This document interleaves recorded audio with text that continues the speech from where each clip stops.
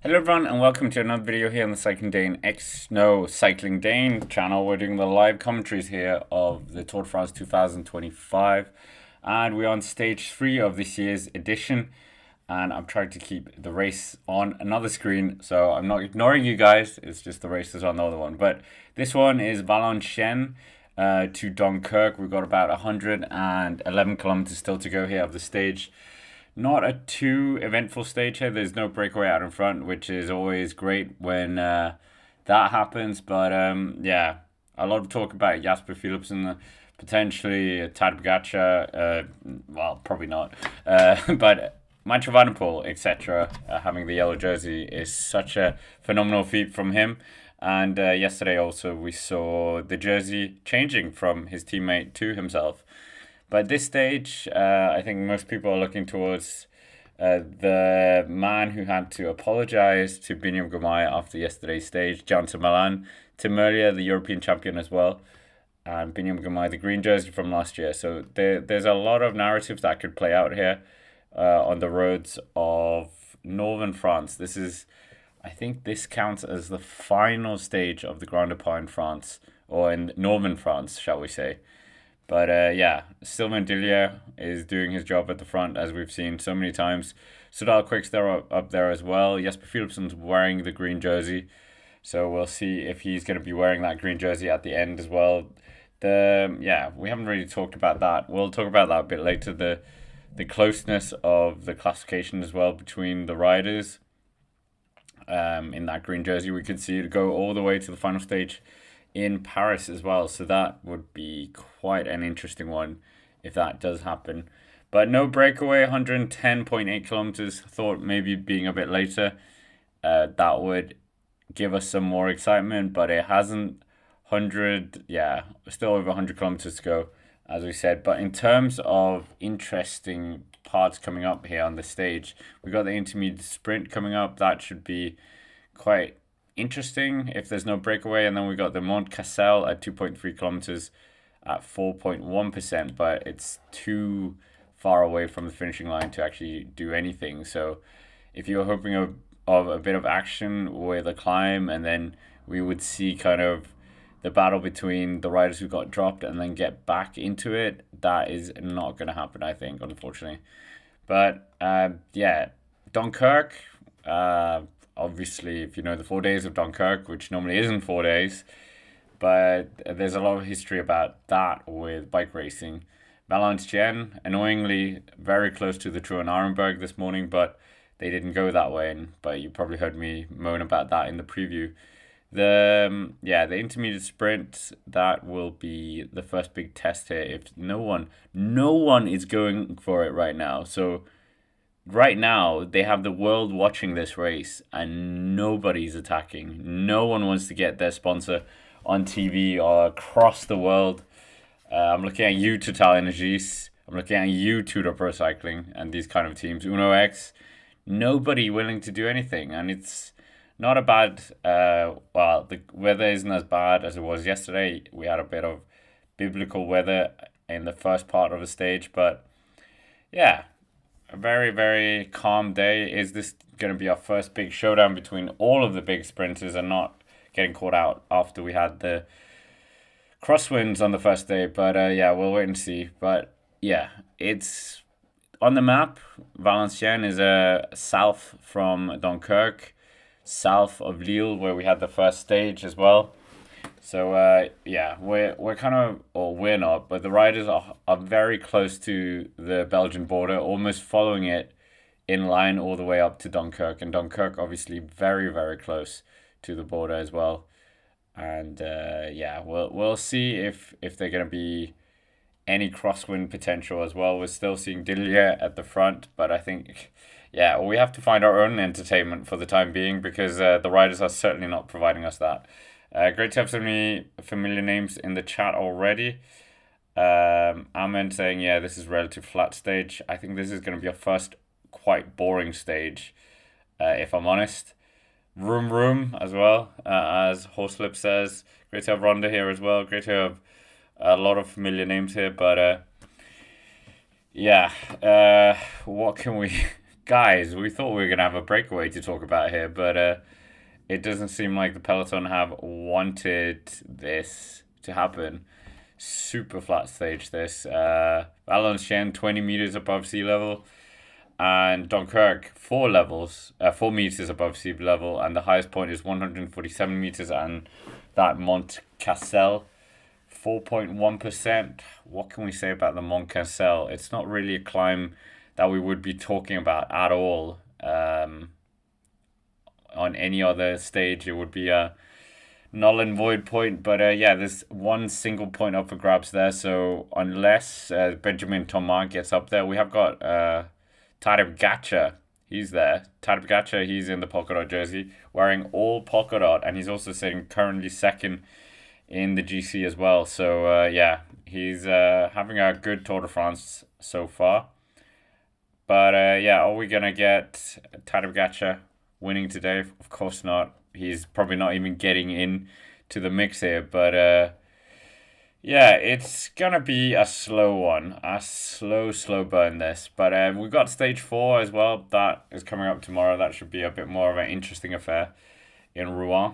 But yeah, we're seeing Alpecin, De Koning, SNL, Quickstep are the ones really interested in, managing the gap to the breakaway. What breakaway? We will wait and see. But for the time being, Sylvain Dillier is getting a lot of TV time that Total Energies could be soaking up, Cofidis could be soaking up. All these teams that probably would want their sponsors in the media right now today. But Jasper Philipsen riding fourth wheel, Maximilian Schachmann in there as well. And Mathieu van der Poel in that yellow jersey for the second time in his career. Obviously, 2021 was the first time and only other time that he had it. We also talked about that in the recap. How long is Mathieu van der Poel going to be able to keep it? Is he going to be able to survive the time trial that we got coming up in 2 days? I mean, that is going to be a real testing point for him. 33 kilometers long. It is quite technical in the start and finish, but then there's long straight roads for most of it around the countryside outside of Caen. So yeah, Mathieu van der Poel, that yellow jersey, he could be keeping it, but I mean, he has got Tadej Pogačar breathing down his neck. So stage 5 might be where we see Tadej Pogačar wear the jersey for the first time in this year's Tour de France, the yellow jersey. But yeah, we'll wait and see if that comes to pass. But tomorrow equally is going to be a bit of a testing day for both Mathieu van der Poel and Tadej Pogačar. He could win his first stage in yellow if he pulls that off. Biniam Girmay, we can see Intermarché, they're kind of the third or fourth team down in this big row. But I mean, guys, this is the Tour de France. Why are they not attacking? This isn't like, yeah, I don't really want to upset any race, but you know what I mean. It's the highest level of the sport, and nobody's getting up the road here, making a very easy day for the sprinters teams. They're not going to do anything really, and yeah, we will wait and see. But an easy day on stage 3, it wasn't that hard. Okay, day 1 probably was quite hard with the crosswinds, and maybe it was a bit hard yesterday, but yeah, this is super strange that we've got such a flat stage and they're not willing to do anything here. Yeah, so we'll see. But Sylvain Dillier still at the front. What can we say about Sylvain Dillier? At this point, we would be talking about riders in the breakaway, but I guess we have to talk about Sylvain Dillier because he's the man soaking up all the TV time. So obviously, we've mentioned countless times that he's the man who's finished on the podium in the past. Wasn't it he was the one who finished second to Peter Sagan, and Nils Pollitt was the one who finished second to Pierre Roland. Stage win in 2017 in the Giro d'Italia, second in the Arctic race of Norway back in 2015, where you also took a stage win, national champion twice in 2017 and 2021, but really just molded into more this breakaway control specialist, if you will. So yeah, 8 wins though. 8 wins. He used to be part of the BMC team. Rest in peace, that team. I love that jersey. But yeah, that team kind of died when the owner actually died, Andy Rees. And his family didn't want to continue the team, unfortunately. But 104.6 kilometers still to go. They still have the bike brand, and I think they still do sponsor individual teams and athletes. They do sponsor a Tour de Pro Cycling. But we're seeing the back end of the peloton here, 104.4 kilometers. Yeah, guys, why are they not going for it? I'm looking at these smaller teams. Why is no one wanting to get to the front here? Do they know something we don't? Yeah, I'm very perplexed by this. But what not, we're seeing him as well. Visma Leasebike will love this. All the GC teams will absolutely love this. A Quiet Day. We're seeing Ben Healy as well. But Sylvain Dillier, this is his 6th Tour de France as well. We're talking about him because he's the one bossing it at the front here. And yeah, as Carousel Vertigo. Is that paint drying well so far this stage? Yeah, oh my goodness. It's getting to that point. But at least we have got an intermediate sprint. So yeah, maybe this is, yeah. Hopefully the intermediate sprint produces something. We had a bit of action with Jonathan Milan getting angry at Biniam Girmay. Great bit of drama, and yeah, a lot of people angry at Jonathan Milan. They're also angry on his apology as well, which I thought was quite funny. So they were getting angry that he apologized, but they felt like he didn't apologize in the correct manner. So yeah. Okay, here we go. The great stats by Pro Cycling Stats there. They are saving us. So yeah, they are taking us out of this misery. They have managed to tell us that every single team that are competing, who are actually, what are we saying, have won a stage for them recently. So in terms of teams that are competing, other riders or teams that have won a stage last time for them, we might as well go through it because the riders aren't doing anything. So, I mean, I think that is probably a better use of our time than nothing's happening in the peloton. Guys, what are they doing? Come on, someone attack. Anyway, Uno X, no stage winner from them. So they haven't had a stage ever. Similar with Tour de Pro Cycling, but I think this is their first or second appearance at the race. Groupama FDJ, their last win was back in 2019 with Thibaut Pinot. Oh, that's a long time away.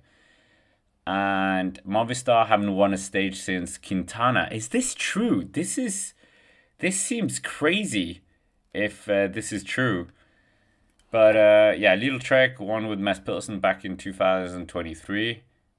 Israel won with Michael Woods. Is this correct? Ineos Grenadiers haven't won a stage since 2023. Okay. I think this might be correct because at the end, obviously Alpecin de Koenig, they've won 100% of the stages this year. So yeah, they won with Jasper Philipsen, as we know. Yeah. It's, yeah. Lotto, they haven't won a stage since last year. Many of these teams actually won last year. Eva Education East Coast, Intermarché with Biniam Girmay, Visma with Jonas Vingegaard. Total even won last year with Turgis. Sudal Quickstep with Evenepoel. Jaco Ayula last year as well with Groenewegen. Mark Cavendish winning for Astana. Airbnb winning last year as well.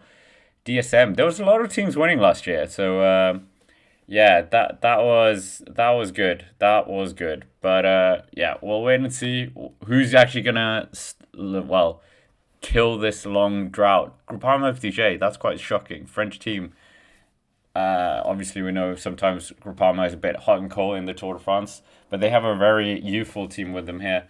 Movistar as well, 2019 with Nairo Quintana. They definitely need to try and sort that out. Didn't they win a stage last year, or am I confusing with something? But obviously they won with Ivan Romeo. He took a stage win in the Dauphiné. So yeah, it's a good win from that was a good win from him. And we'll see if he can actually do something this year as well. The under-23 World Time Trial Champion. He's been a very good rider this year in his I think this is his Neo-Pro season as well.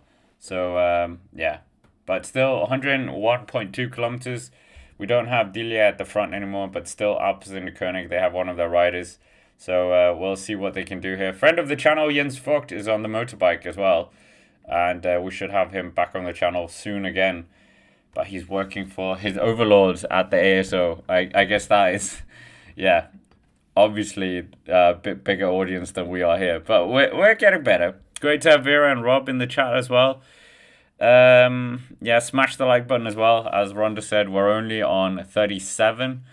I'm sure we can get to 100 before the riders get to the intermediate sprint. The intermediate sprint is still quite far away. We probably need a new poll as well. I asked you guys who is going to be wearing the yellow jersey at the end of the stage. I thought this was going to be 90% going for Mathieu van der Poel. But yeah, 53%. So that means 48% of you believe that Mathieu van der Poel is not going to be wearing that jersey at the end. So what are we saying here as well? Vera, my understanding is that Milan thought Girmay shouldered him or blocked him earlier. Bizarre incident. Yes, absolutely. Absolutely bizarre incident. Yeah, got a bit annoyed there. So, yeah, maybe we're going to get a bit more drama. We do love drama, though. As long as there's no crashes, drama is great. Yeah. But right now, no breakaway still. We're getting to the 100 kilometers to go here. No breakaway. And we have got quite a long way. I learned something here this morning, which I don't know if you have. The longest ever stage in the Tour de France was back in 1919. And it was 300 miles long. I think it was 300 miles. Yeah, that is quite long, isn't it? 300 miles. They had a lot more rest days as well in those editions, in the early editions of the Tour de France. But 300 miles, and then you still have to go and do more races. 482 kilometers in metric terms. So longest stage. Imagine if you were watching that and nothing was happening. That would be incredible. What are we saying as well? Peter is saying that Milan is a drama queen. There was also a clip where Milan was knocking phones out of two people. That was quite funny as well. So Milan had a bit of an eventful day, and obviously in the first stage, he also had a bit of an eventful day as he missed out on the sprint. So yeah, we will wait and see. 99.3 kilometers still left here of the stage. We'll see if we will be taken out of this misery by any of these riders wanting to get into a breakaway here. Anyone wants to announce themselves to cycling fans around the world. Doesn't seem like anyone's really interested. I'm looking at Uno X. I'm looking at Total Energies, Tour Pro Cycling, all these invite teams. AG2R maybe even. But maybe everyone's just keeping their cards very tight here. Jaco Ayula even. Bahrain Victorious. Send Lenny Martinez up there to just get some more fitness. So, yeah, not quite sure what's going on here. Kind of a agreed truce by all the teams here. But, yeah, that takes a bit of excitement out for us cycling fans. Mathieu van der Poel, yellow jersey. We spoke about that earlier. Incredible feat by him to take the yellow jersey yesterday. Just pinching the win from Tadej Pogačar. And we're seeing Lawrence Rex here.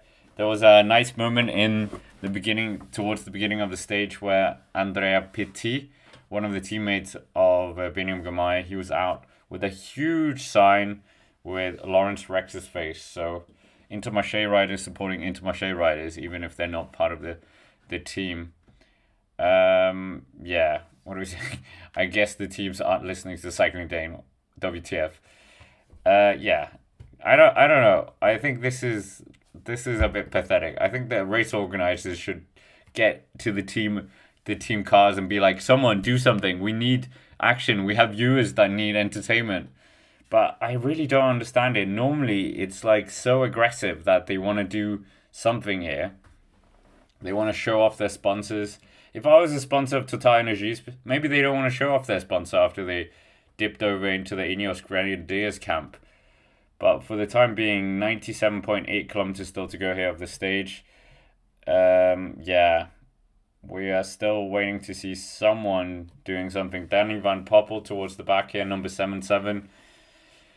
So, yeah, we will wait and see if anyone's going to do something here. Danny Van Poppel, bit of a mean streak about him this year. Was not very kind to friend of the channel, Tobias Lund Andreessen, in Tour Down Under, and he was not very apologetic about it.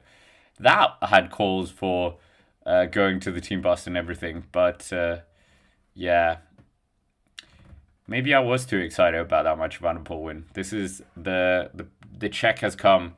The check has come. But Daniel van Poppel is getting his own little pro cycling stats. Pro cycling stats are working very hard here to give us interesting stats while we wait for this. So yeah, in terms of this year, yeah, did you know Sam Bennett wasn't actually born in Ireland? He's born close to here. So in Belgium actually. So another one of those foreign riders born in Belgium. Bradley Wiggins, of course, born in Belgium. Mathieu van der Poel born in Belgium. So yeah. Anyway, Mathieu van der Poel, we're seeing him here. The myth, the legend, the man, the myth, the legend, the Flying Dutchman. Can he win more stages? That is the big question. I think Patrick was saying in the recap that he's probably going to win 3 or 4 stages if he does it well here. So tomorrow definitely looks like potentially a Mathieu van der Poel stage. And yeah, winning in the yellow jersey, that would just be another iconic achievement for him to pull off. But we will wait and see if he can actually pull that off. Danny Van Poppel getting a lot of TV time. The man who was one of the youngest riders to ever start the Tour de France when he debuted 12 years ago when he was 19 years old. That's quite incredible, isn't it? 19 when he debuted at the Tour de France. So, yeah, is he going to be able to do something this year? Obviously, he's well and truly in services of, yeah, you would say Jordi Meeus. I don't know if he's going to get his own opportunities in the sprint. Maybe if he loses Jordi Meeus, then there could potentially be grounds for him to get his own chances here. So we'll wait and see. But for the time being, it's looking like it's all in for Jordi Meeus, especially if nothing happens. If this is the kind of stage, the sprinting teams are going to have a field day. They're going to have all their guns in terms of riders, and they're going to be absolutely at full force, and we might actually see a very interesting showdown between the sprinters teams as well, and see who has the most firepower. Okay, Georg Zimmermann, this is how we're talking about riders when they're getting flats. Georg Zimmermann is out the back, the German national champion, almost took a stage win, was it 2023, in the Tour de France. Desperately wanted to be the first rider to win a stage in the Tour for Intermarché. 27 years young, and this year did manage to win the Giro di Abruzzo in quite an impressive manner. Didn't take a stage win there, but still getting the GC. And who actually did take the GC? It was one of the one of the Colombian riders that won that stage where he finished second. So Georg Zimmermann does have a GC to his name, and with Intermarché, they desperately need to get points for the next relegation cycle, because I think they might be one of the teams that could be in danger here. So they desperately need something here if they're gonna do something. Carousel Vertigo giving us a damning prediction. Race won't start until sprint. If that happens, that will be absolutely tedious if we say anything. Amin is saying Bini lives in Belgium. I mean, it seems like everyone and his personal photographer is Belgian as well. So, yeah, and he rides for Belgian team. So, yeah, a lot of riders have a connection to Belgium. Obviously, it's also supposedly the heartland or the holy land of cycling, as it sometimes gets referred to. We're still not getting any action, guys. It's kind of that meme where it's like they're poking it and saying, do something. Can we see something? No action. So, yeah, well, thank you all for bearing with us. Well, with us. I'm not responsible for this, but you know what I mean. So, what are we saying as well? I think some riders could jump after the intermediate sprint. Could be a good time to catch the sprint team sleeping a bit. Yeah, I think that's true as well. So, yeah, nothing's happening. No French aggressive attack. We're missing someone like Vokla, Thomas Vokla, to do something here. What happened? Total, what are you doing? Nothing. I know it's Monday, but come on. Do something. You need it. We're going to fall asleep here. Yeah. But we'll wait and see what happens here. Mathieu van der Poel Is he going to keep that jersey? I think so. We might as well go through the classifications at this point because nothing's happening on the screen. So the green jersey, we'll talk through that because, guys, why are they not doing anything? Ugh, a breakaway, 4 riders, that's what we want. We had someone to talk about. But in terms of the green jersey, as we talked about yesterday, it sits on the shoulders of the man who won it in 2023 and arguably could have won it in 2024, bar bad luck in that first week. But yeah, that's not how the cookie crumbled for him. And yeah, he did not win it. It was a close battle between him and Biniam Girmay. But in the last week, Bini was very much stronger. It seemed like Philipsen really was starting to hurt a lot towards the end. And Bini was the stronger out of the two. And yeah, crazy, crazy, crazy. But yeah, let's just see the green jersey. So the green jersey, while we're just waiting for the stage to do anything, you can see there Jasper Philipsen leads with 71 points, 17-point gap to Biniam Girmay. Bini, I think, did take 1 point back in the intermediate sprint on Jasper Philipsen. Mathieu van der Poel sits quite high up there. And Patrick Blake, our own Patrick Blake, saying that, yeah, maybe Mathieu van der Poel could win the green jersey because they have skewed the points a bit here. So maybe that could happen. Maybe he could find himself in contention for the green jersey competition. And obviously, Wout van Aert has won it in the past, and you would think that he would want to do whatever Wout van Aert has done, his career rival. And in there as well, you can see Jonathan Milan, and right now in 5th place, 31 points. Tadej Pogačar even has 30 points as well. No, Tim Merlier, he was kind of in the mix for the intermediate sprint, but he's not yet in the top 10 there. So yeah, Valenciennes to Dunkirk. Dunkirk, 4 days of Dunkirk. Also, if you've ever gone to England on the ferry, it's quite a popular port for that. So yeah. But Bini, what are we saying here as well? Had a lot of days in the green last year, that's for sure. He really just came into his own. Not a lot of people were looking at him as a favourite for the green jersey. But yeah, after the Giro d'Italia where he crashed out. But yeah, then really just getting that momentum. And I think you can really see it on the sprinters. Because I think sprinters' game is many times very mental as well, because the mental game, because all these guys are very fast and have massive watts to them. But yeah, we will wait and see if they're going to do anything here in the race.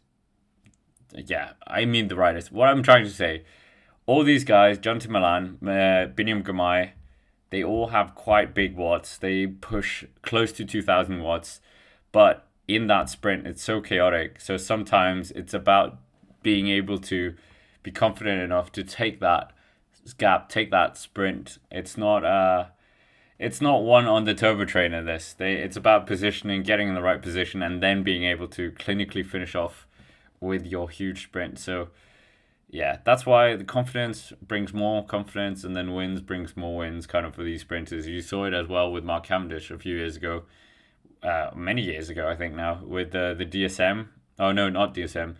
I mentioned Data, where no one, again, was looking at him, and then he won 1 stage, then he won 2 stages, and suddenly he was on 4 stages.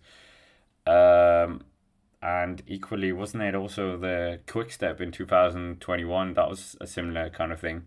We all thought he was going to end his career after that Ken Wevelgem interview where he cried in 2020. So, yeah. We'll wait and see. Even the cameras have given up now. So the coverage are just showing us the elbow of one of the motorbike riders. So yeah, even Eurosport is giving up here. Phil Liggett, that's the name. Oh, I forgot about him. We were talking about Paul Schoen. Thanks for being the voice of the 2024-2025 Tour de France. Thank you, Clifton Dunn, for the kind donation as well. And yeah, thank you for being here, because this is tedious. We'll look at the GC as well and the Master Jersey competition. But obviously, Mathieu van der Poel taking the jersey for the 2nd time in his career. Ben O'Connor, friend of the channel. Is he friend of the channel? Does he know about the channel? I don't know. Did the interview with him. in January. But yeah, hopefully he does. Michael Matthews is a subscriber. That was quite a crazy moment when he said that to me. I was like, no, you're lying. Yeah, so Mathieu van der Poel, he leads it by 4 seconds, courtesy of bonus seconds, obviously. They finished on the same time. The day before on stage 1, Tadej Pogačar, 4 seconds down. Jonas Vingegaard, 6 seconds down. And then 10 seconds down, we have a whole host of riders. Well, a few riders. Kimon Vauclain still up there. So that Airbnb rider who actually did win a stage last year in the Tour and did finish second in the Tour de Suisse. But that Tour de Suisse, that second place, I don't know. I don't want to be mean, but they gained a lot of time in a breakaway. So it wasn't kind of completely pure effort. Of course it is, but there is that asterisk, isn't there? There's a bit of an asterisk. So yeah, great to have so many people across the pond as well. Brian, Patrick D, and another Patrick. We're seeing Simon Yates here. He lost a bit of time as well. And following the GC, we have Enric Mas is in 6th place, 10 seconds down. He's doing a very good start of the Tour here. He's kind of one of those riders that yeah, you could be a bit worried about sometimes being caught out here. We're seeing a lot of the domestiques just getting bags. Despite it being a boring stage, they are still having to get feeds. And yeah, we're seeing Matteo Jorgensen is also up there in 5th place. So for Visma Leasebike, that's a very good card to have him up there. So maybe those two, Vionas and him, can put Tadej Pogačar under some pressure if they do kind of ding-dong attacks between the two of them. But the risk is, yeah, maybe you find Matteo Jorgensen in the yellow jersey. And then what? What are you then going to do? Philipsen moved down, of course, yesterday, but still in 7th place. Joe Blackmore, the Tour de l'Avenir winner from last year. His first Tour de France, his first, I think it's his neo-pro season as well, his second year as a pro. And yeah, he is going to be very interesting to watch. The young Englishman, 22 years old. This is his first Grand Tour. So yeah, what a debut. To debut in your first Tour. But yeah, debut in your first Grand Tour in the Tour de France. And already being in the top 10, obviously it's early days, but he's a good climber. Tobias Halle Johannessen's behind him in 9th place. Another Tour de l'Avenir winner. They're on the same time, 41 seconds down, and then Ben O'Connor rounds out the top 10. Yeah, I mean, riders missing out of this. Remco Evenepoel, he finds himself 49 seconds down on Mathieu van der Poel. And then you're in that group, you also have a whole host of riders. Matthias Skjelmose Jensen, Botrago, Gal, Lipovic, Roglic, Guillaume Martin, the ones who were caught out in that first or that second bracket on stage 1. Simon Yates, we're seeing him towards the back here in the cars. Yeah, not really anything of note. He's lost a lot of time, and obviously I still have that theory that they're going to keep him rested until certain stages, and then he's absolutely going to pounce and be an incredible weapon for the Visma Leasebike team. The Giro d'Italia champion. But yeah, it wasn't that long ago since he was winning that. So Lidl Trek, what are they going to do here as well? They are looking like a very strong unit this year. I thought we were going to see Thibaut Ness yesterday, but he wasn't really up there in the firing line for the stage win. John to Milan, obviously, he's got his eye on this stage here. So yeah, for sure he's going to try and do something here. But yeah, it is a bit of a tedious stage. But yeah, we will wait and see what's going to happen here. But for the time being, it's a bit of a boring one. And yeah, I've just noticed I haven't got the plug-in for the laptop. So give me one moment and I'm just going to go get the laptop plug-in, because then the laptop is going to sleep and then I can't see the race at all. So 2 seconds.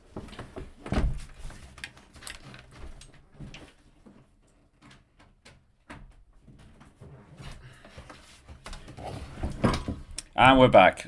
Just like that. I didn't go anywhere. Okay, there we go. Thibaut Ness crashed. Apologies for that. I should have mentioned that as well. Skjelmose Jensen, though, he should have maybe been up there yesterday. It was we talked about that profile quite a long time. And yeah, that profile could have been... it looked like it was going to... Oh, would you believe it? I pressed the off button on on the plug. This is more interesting than the stage right now. We're seeing Wout van Aert in the team cars here. And yeah, me trying to battle with power seems to be a bit more interesting than what's going on here. Wout van Aert, he's got Mesut, and we'll see if he's able to actually do something here later. He has got illness as well, so managed to maneuver around again. Now we have got power, so power for the laptop. That's the important thing. Yeah, Wout van Aert, illness at the Nationals, that's why he pulled out of that.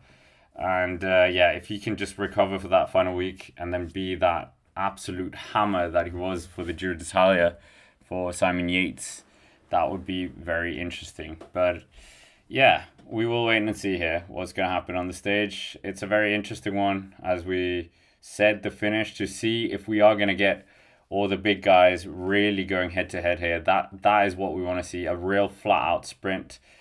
That would be absolutely incredible to see. We haven't had that yet, as we know. That first one, it didn't happen. So yeah, because Jonathan Milan and Tim Merlier were caught out, and yeah, Jasper Philipsen and Biniam Girmay were doing that battle. I don't know if you saw this as well. There's an Instagram kid who's going viral right now.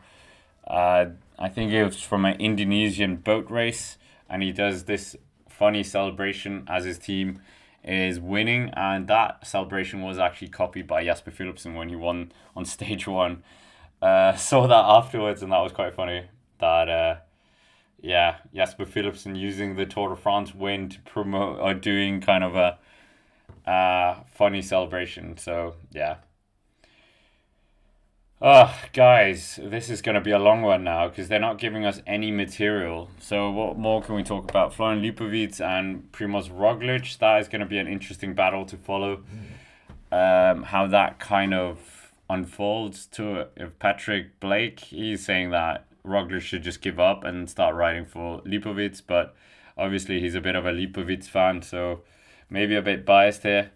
But yeah, nothing really happening. Nothing of note on screen, so bit of an annoying for us. They're not even wanting to attack here, so yeah, we'll wait and see here, but for the time being, nothing's really happening on screen.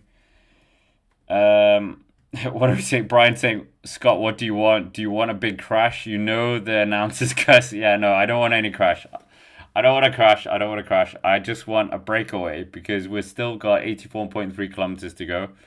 So, yeah, we are going to get climbs tomorrow, so that should be more fascinating than this. We're coming close to 100 likes as well, so make sure to hit the like button.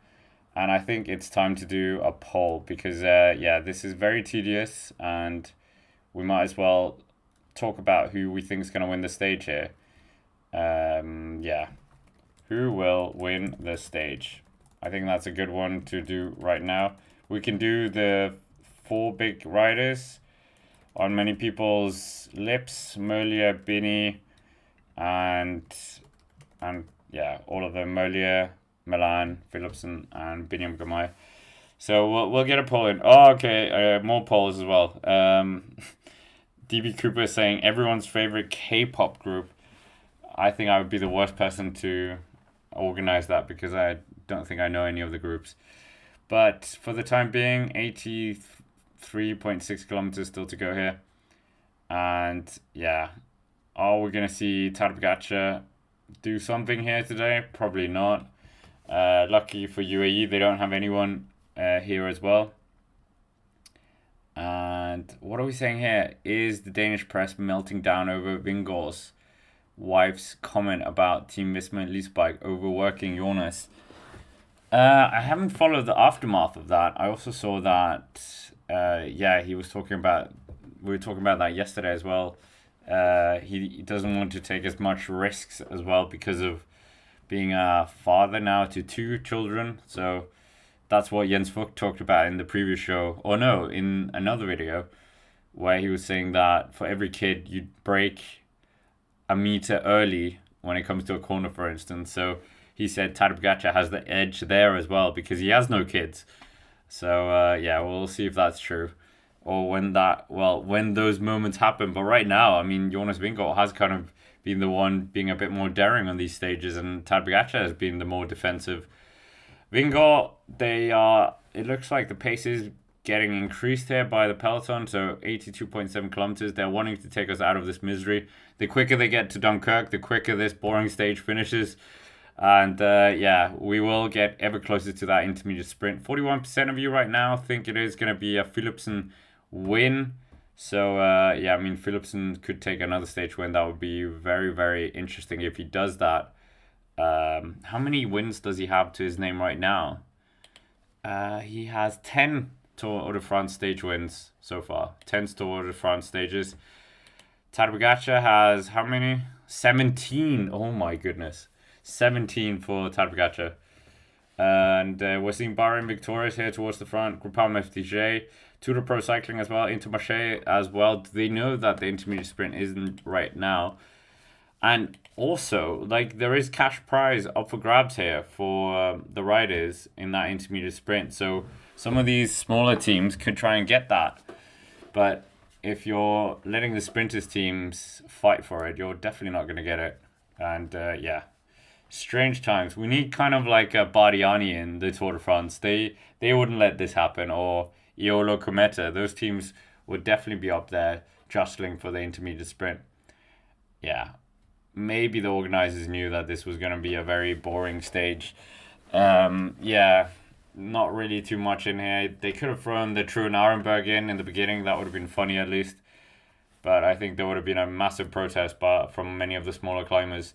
They don't even like the Montmartre climb being added to that final stage. So what would they say if you put the True Arenberg in here as well? Yeah, I think we all know what would happen. Yeah, smash the like button as well if you haven't already. Subscribe to the channel if you're new. I think not many of you are new because, yeah, there's a lot of familiar names in the chat. But 81 kilometers still to go here. The kilometers are going down thick and fast here. We're coming through another town. Let me just see if I can see what town that is because they haven't got it on Pro Cycling Stats. Yeah. The intermediate sprint is coming up in about, let's see, 20 kilometers time. So hopefully it's, yeah, it's not that far away. So potentially we will see someone doing something. And yeah, we got the Le Mont Cassel. It's got cobbles on it apparently. So there is a bit of cobbles or pave coming up on this stage. And yeah, 80 kilometers left here. The yellow jersey up towards the front as well. The pace, it doesn't look like it's too hard.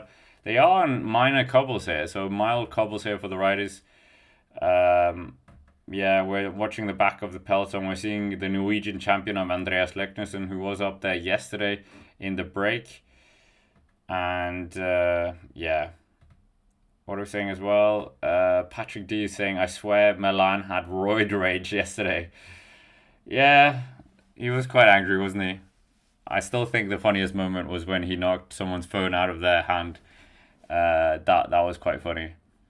So we'll wait and see what happens here. We'll wait and see what happens on the stage. Less than 80 kilometers to go here. And Alpecin still towards the front here. The yellow jersey very much up there as well. Lidl Trek, Bahrain victorious in UAE. Just hovering around the left-hand side or the right-hand side of the road.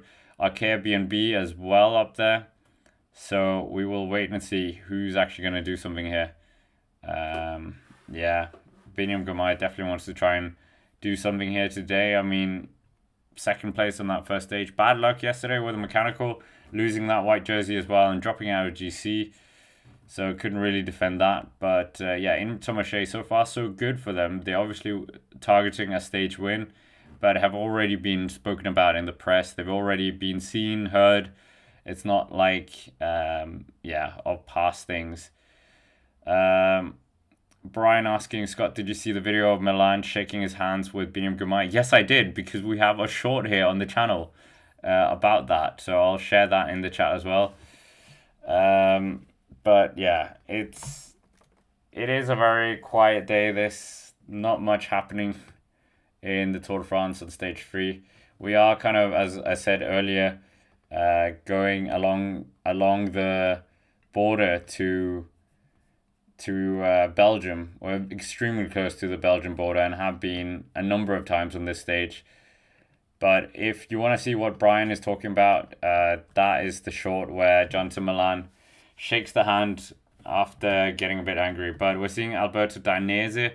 Obviously, that's the Tour de Pro cycling card here in terms of a sprint. And yeah, Scott McMillan, I heard this as well. Cofidis had 143,000 euros worth of bikes stolen very early Sunday morning. 11 bikes, that's 13,000 euros each. Yeah, that is crazy. I thought we were done with this. I thought they had learnt their lesson a few years ago. That happened as well quite a lot. But yeah, it's a lot of money stealing bikes from pro teams. So usually they would park a van or something in front of the back end of the truck. But there was also suggestions, why don't you just pay a security guard or security team, like 2 guys, to just be on night duty? Because, yeah, what, like 8 hours? You'd pay that 8 hours? That's not actually that much money. It's more hassle to get the bikes back than this. So I think, yeah, I think it's a bit silly that they haven't thought of a kind of a countermeasure for this. And yeah, it has happened before. That's what I'm trying to say. But 80 or 78.3 kilometers to go here. The kilometers are ticking down very quickly here.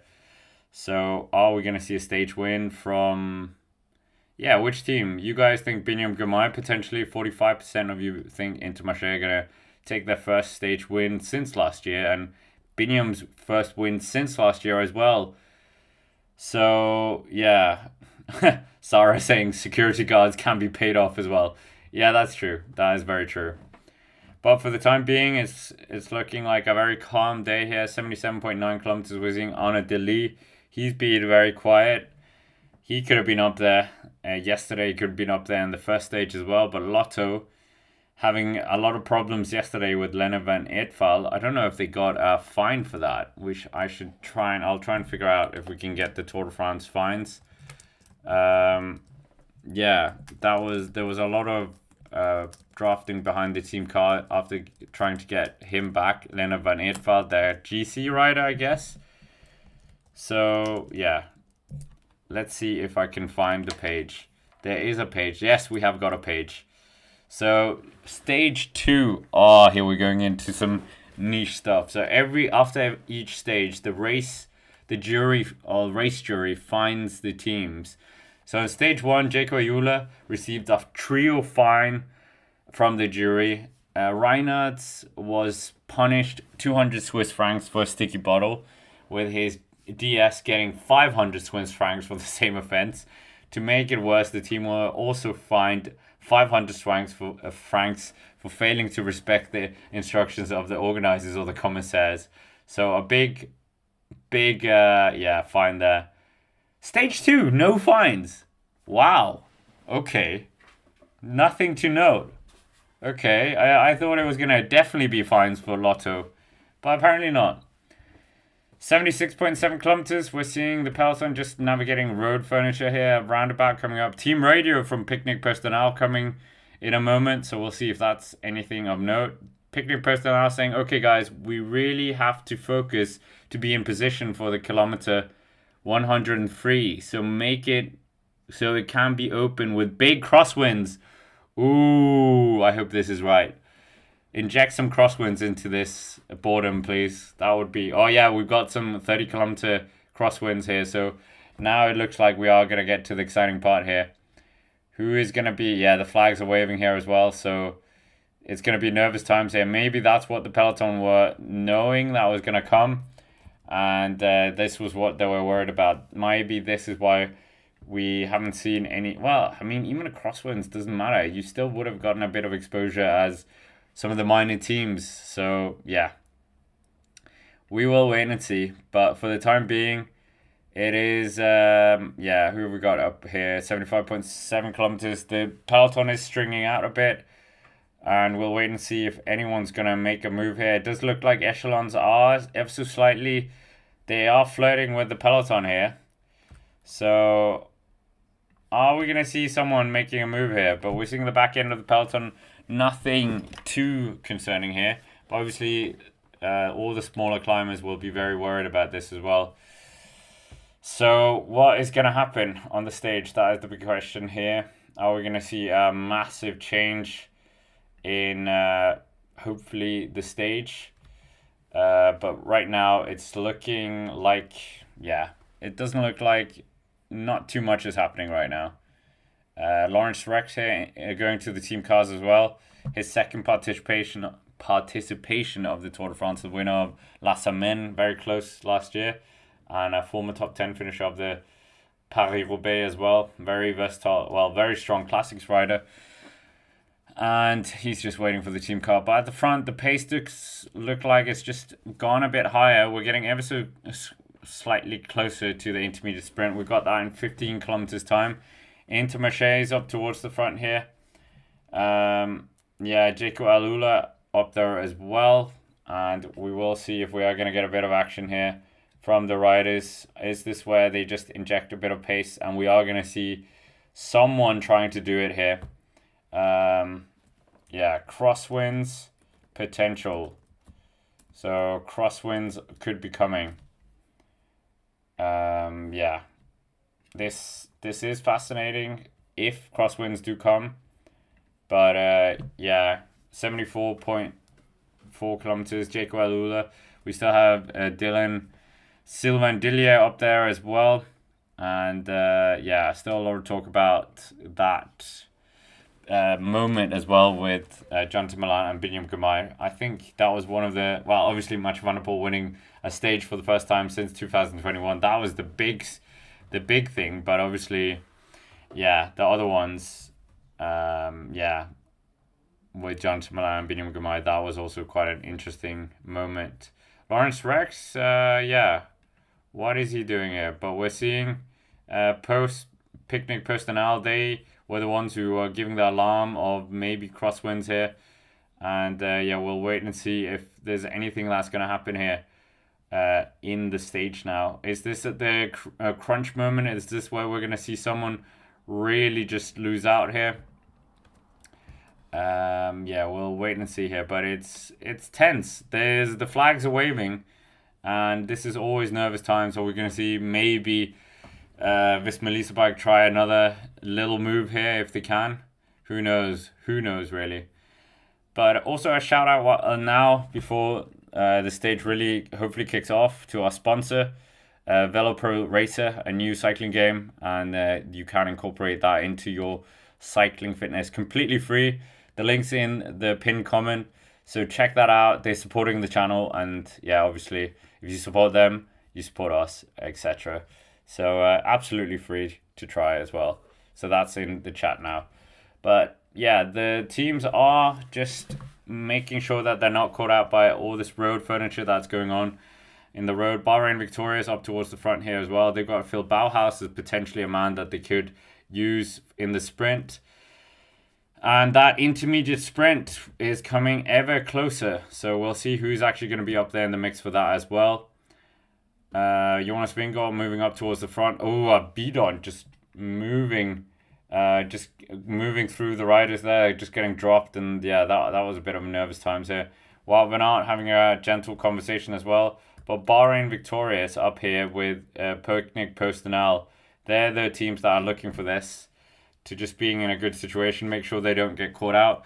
Obviously, we spoke about Phil Bauhaus. They've got Matej Mohoric as well, and they've got Santiago Bortarago as kind of their chief GC card, I think, after Lena Martinez absolutely dropped out of it. So we'll wait and see what's going to happen here. But yeah, Arkea, I think it was them who just dropped the bottle that kind of flew through the peloton a bit. Bidons, have they caused crashes in the past? Yeah, I remember Bidon causing the crash of Geraint Thomas back in the 2020 Giro d'Italia. That was quite a crazy crash, to say the least. But 72 kilometers to go here, ever closer to that intermediate sprint. This is going to be the more exciting part of the stage, what we've been looking forward to. And it's very, very close now. The sprinters teams are definitely getting organized here. And we'll see who is going to be the best here out of the teams. We're 11.5 kilometers away. So a few minutes away. What would you say, like 12 minutes away? 12 minutes away from this, and we probably will see some jostling for position towards the front here as well.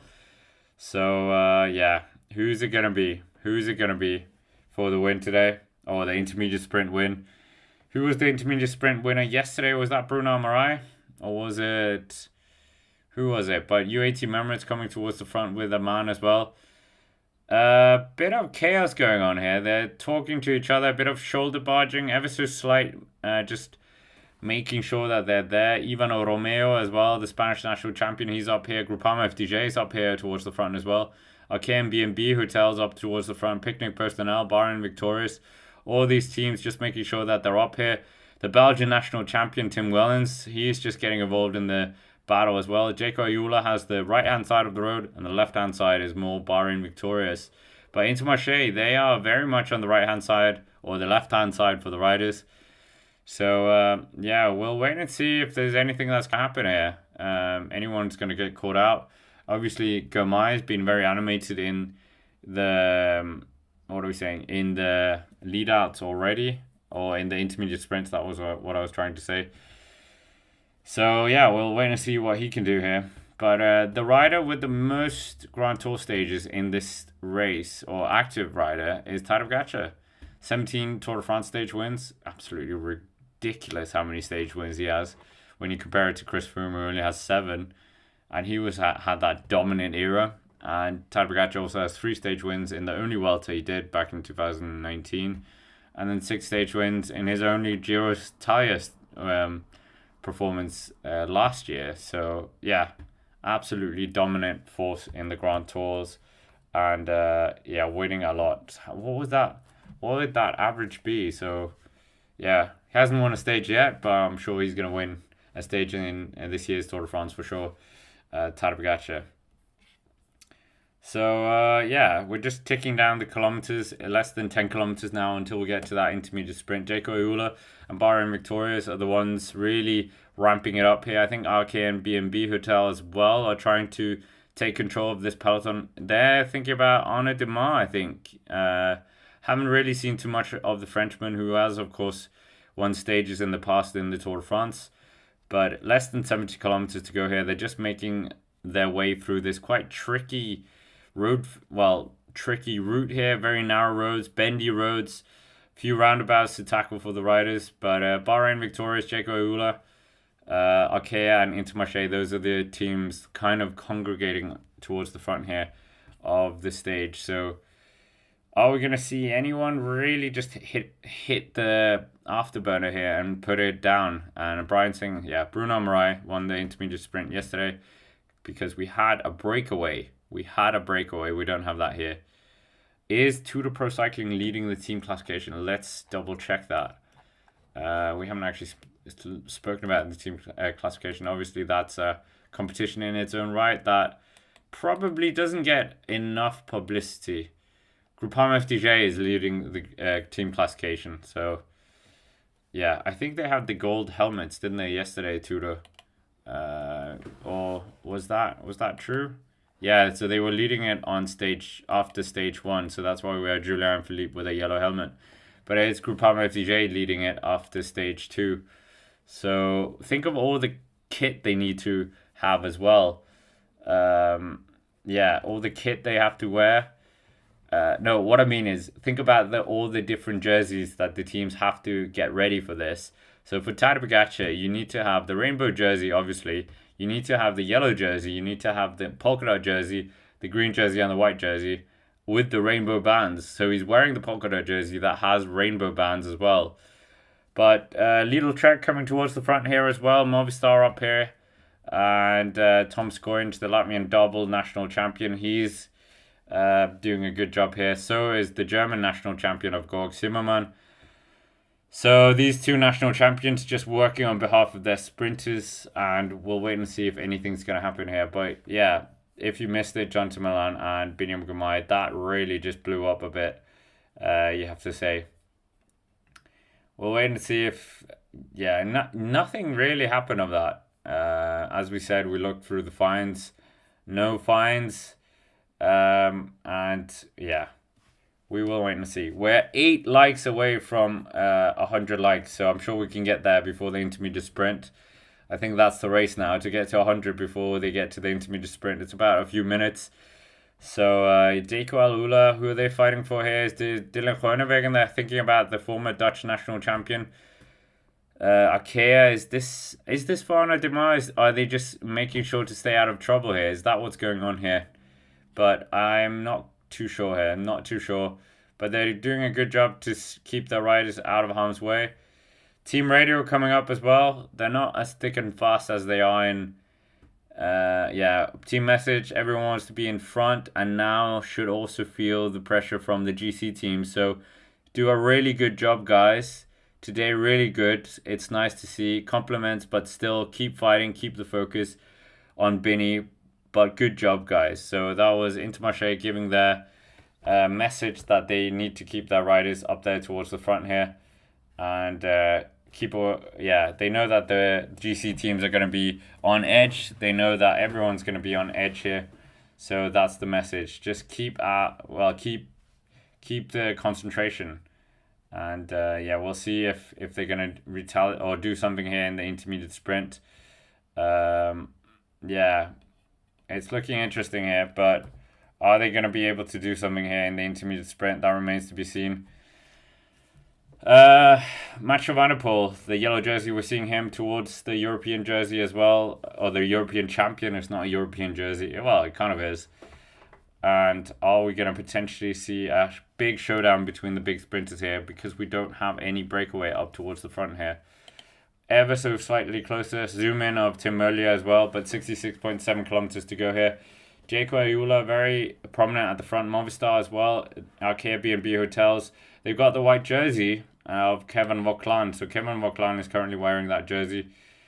And the kilometers are very much ticking down here. They are, Bini's getting a lot of interview times before the stage as well, rightly so, the former green jersey winner of last year.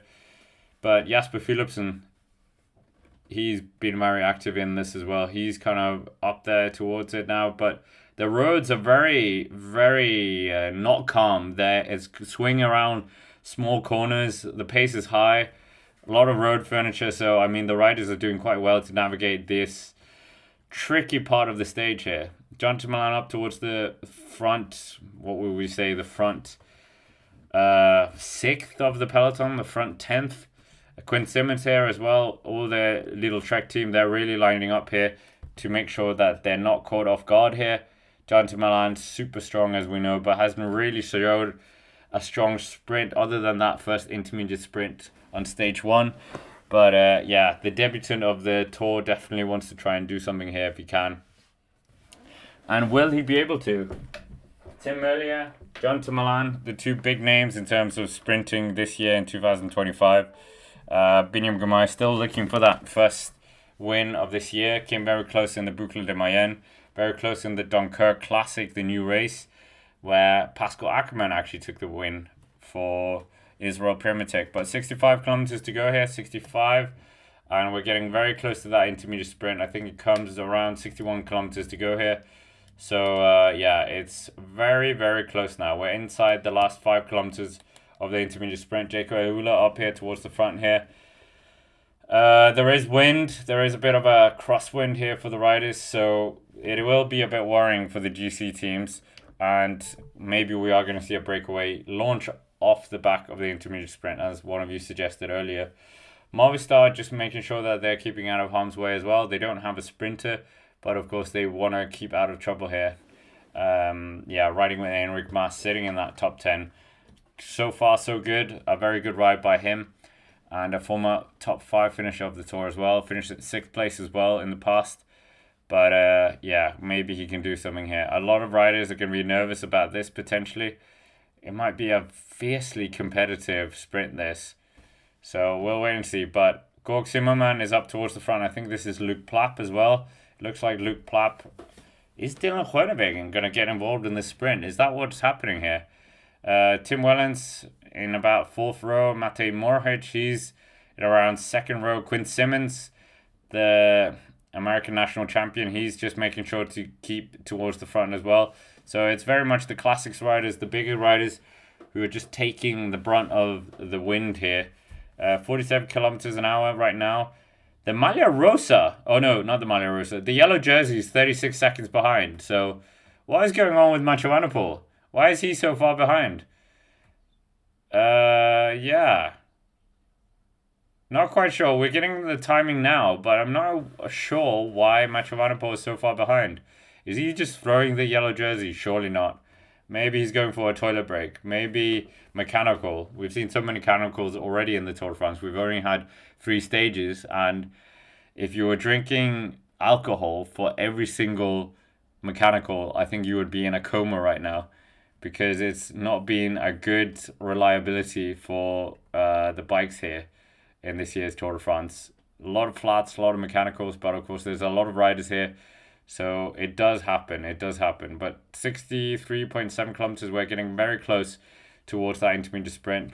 We've got a Airbnb hotel there. We've got Jaco Ayula, Biniam Girmay on the left-hand side with his team. They're just leading him out very nicely here. And I think they are going to be really in the mix for this. Yeah, they definitely want to keep the pressure on in that green jersey competition. They have a really good grasp right now. They're not sitting too far off of Jasper Philipsen. We're seeing Romain Gregoire here up towards the front as well. Who's he working for? Yeah, 63.2 kilometers, Machavanapol. We're seeing him coming back into the bunch here.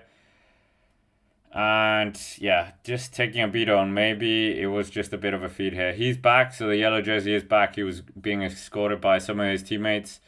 But 63 kilometers, we're very close now, very close. We're seeing the number 1 as well of Tadej Pogačar in that polka dot jersey.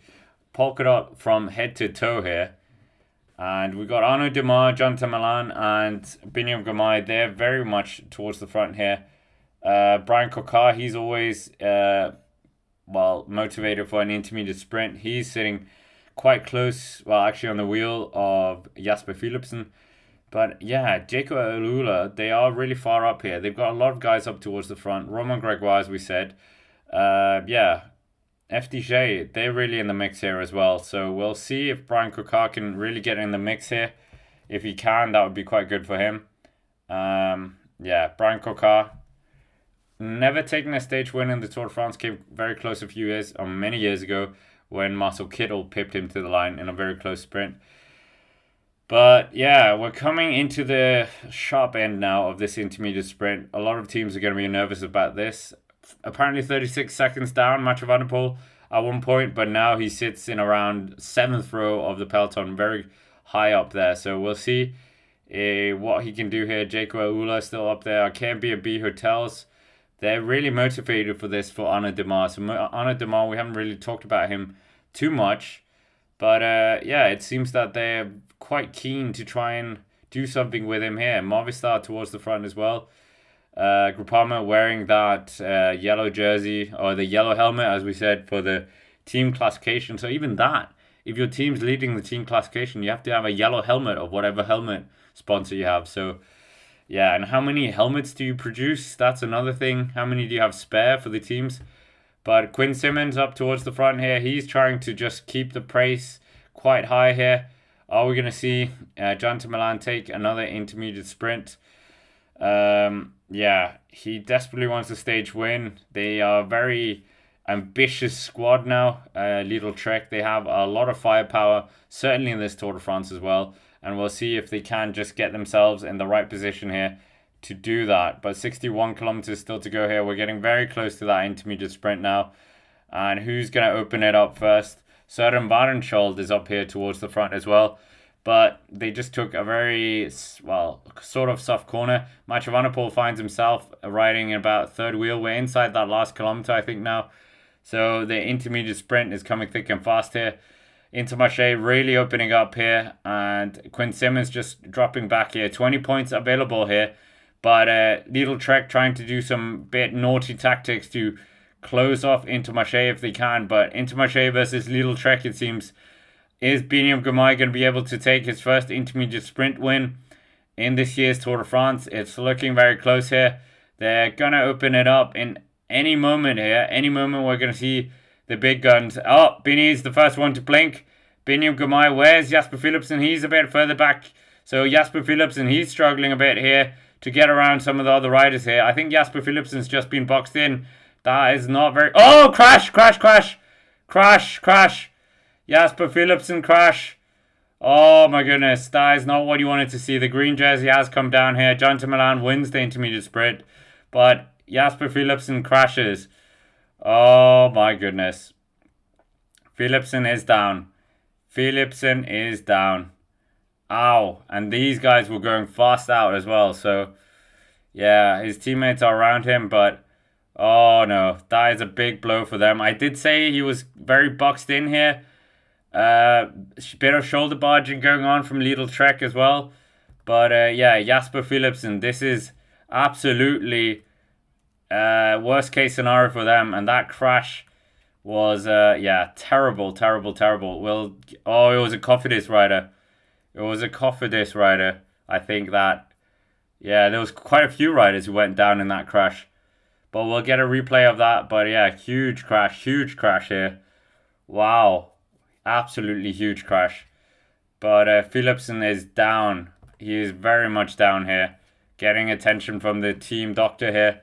Road rash. This is not what you want to see. But yeah, that was not what we wanted to see. We were saying that something could happen here. But yeah, let's just see the slow-mo if we can see it.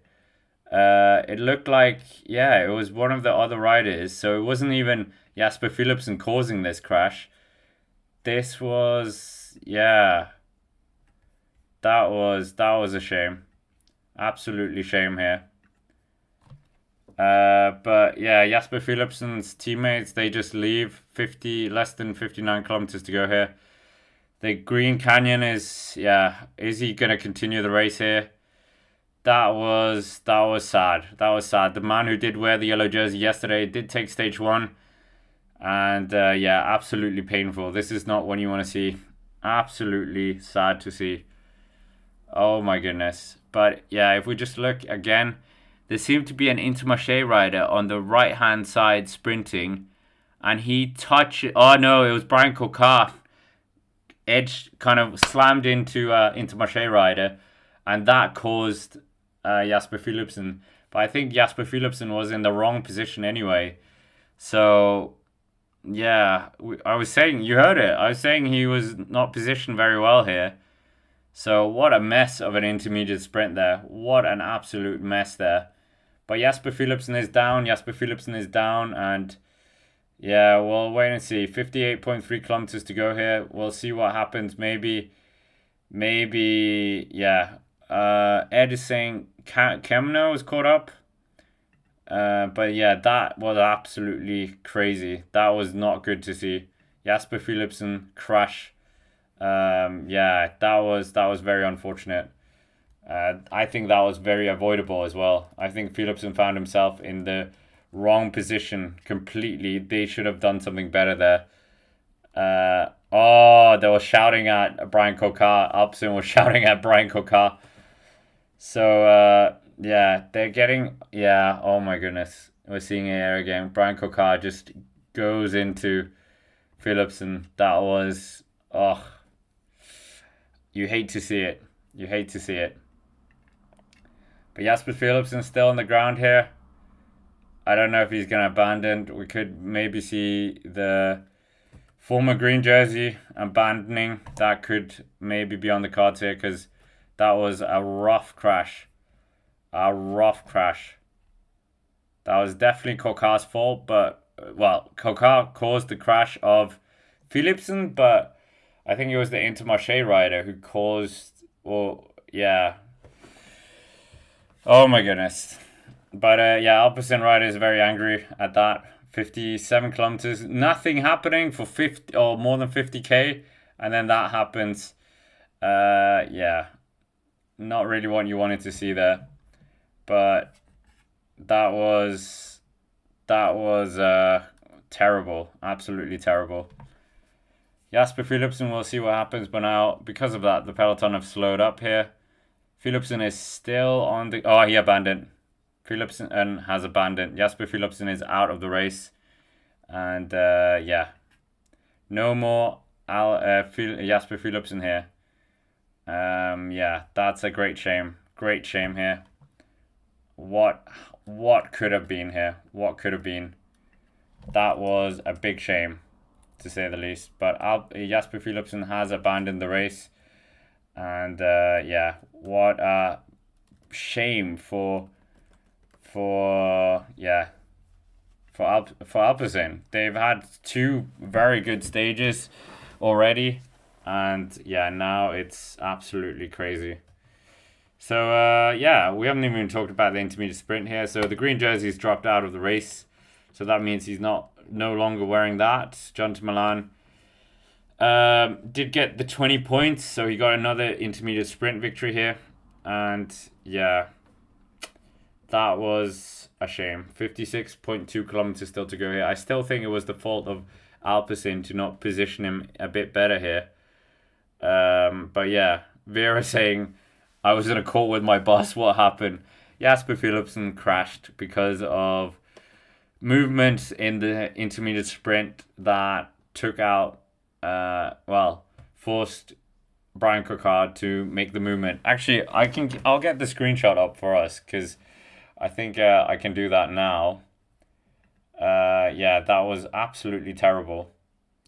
Yeah, I don't know what more you can say about that. Imagine losing your Tour de France because of an intermediate sprint. It's not really how you would want it, is it? Yeah, he could have just...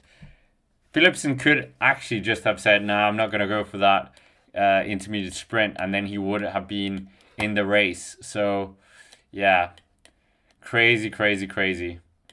But yeah, there, I'm trying to get us that here. You can see it.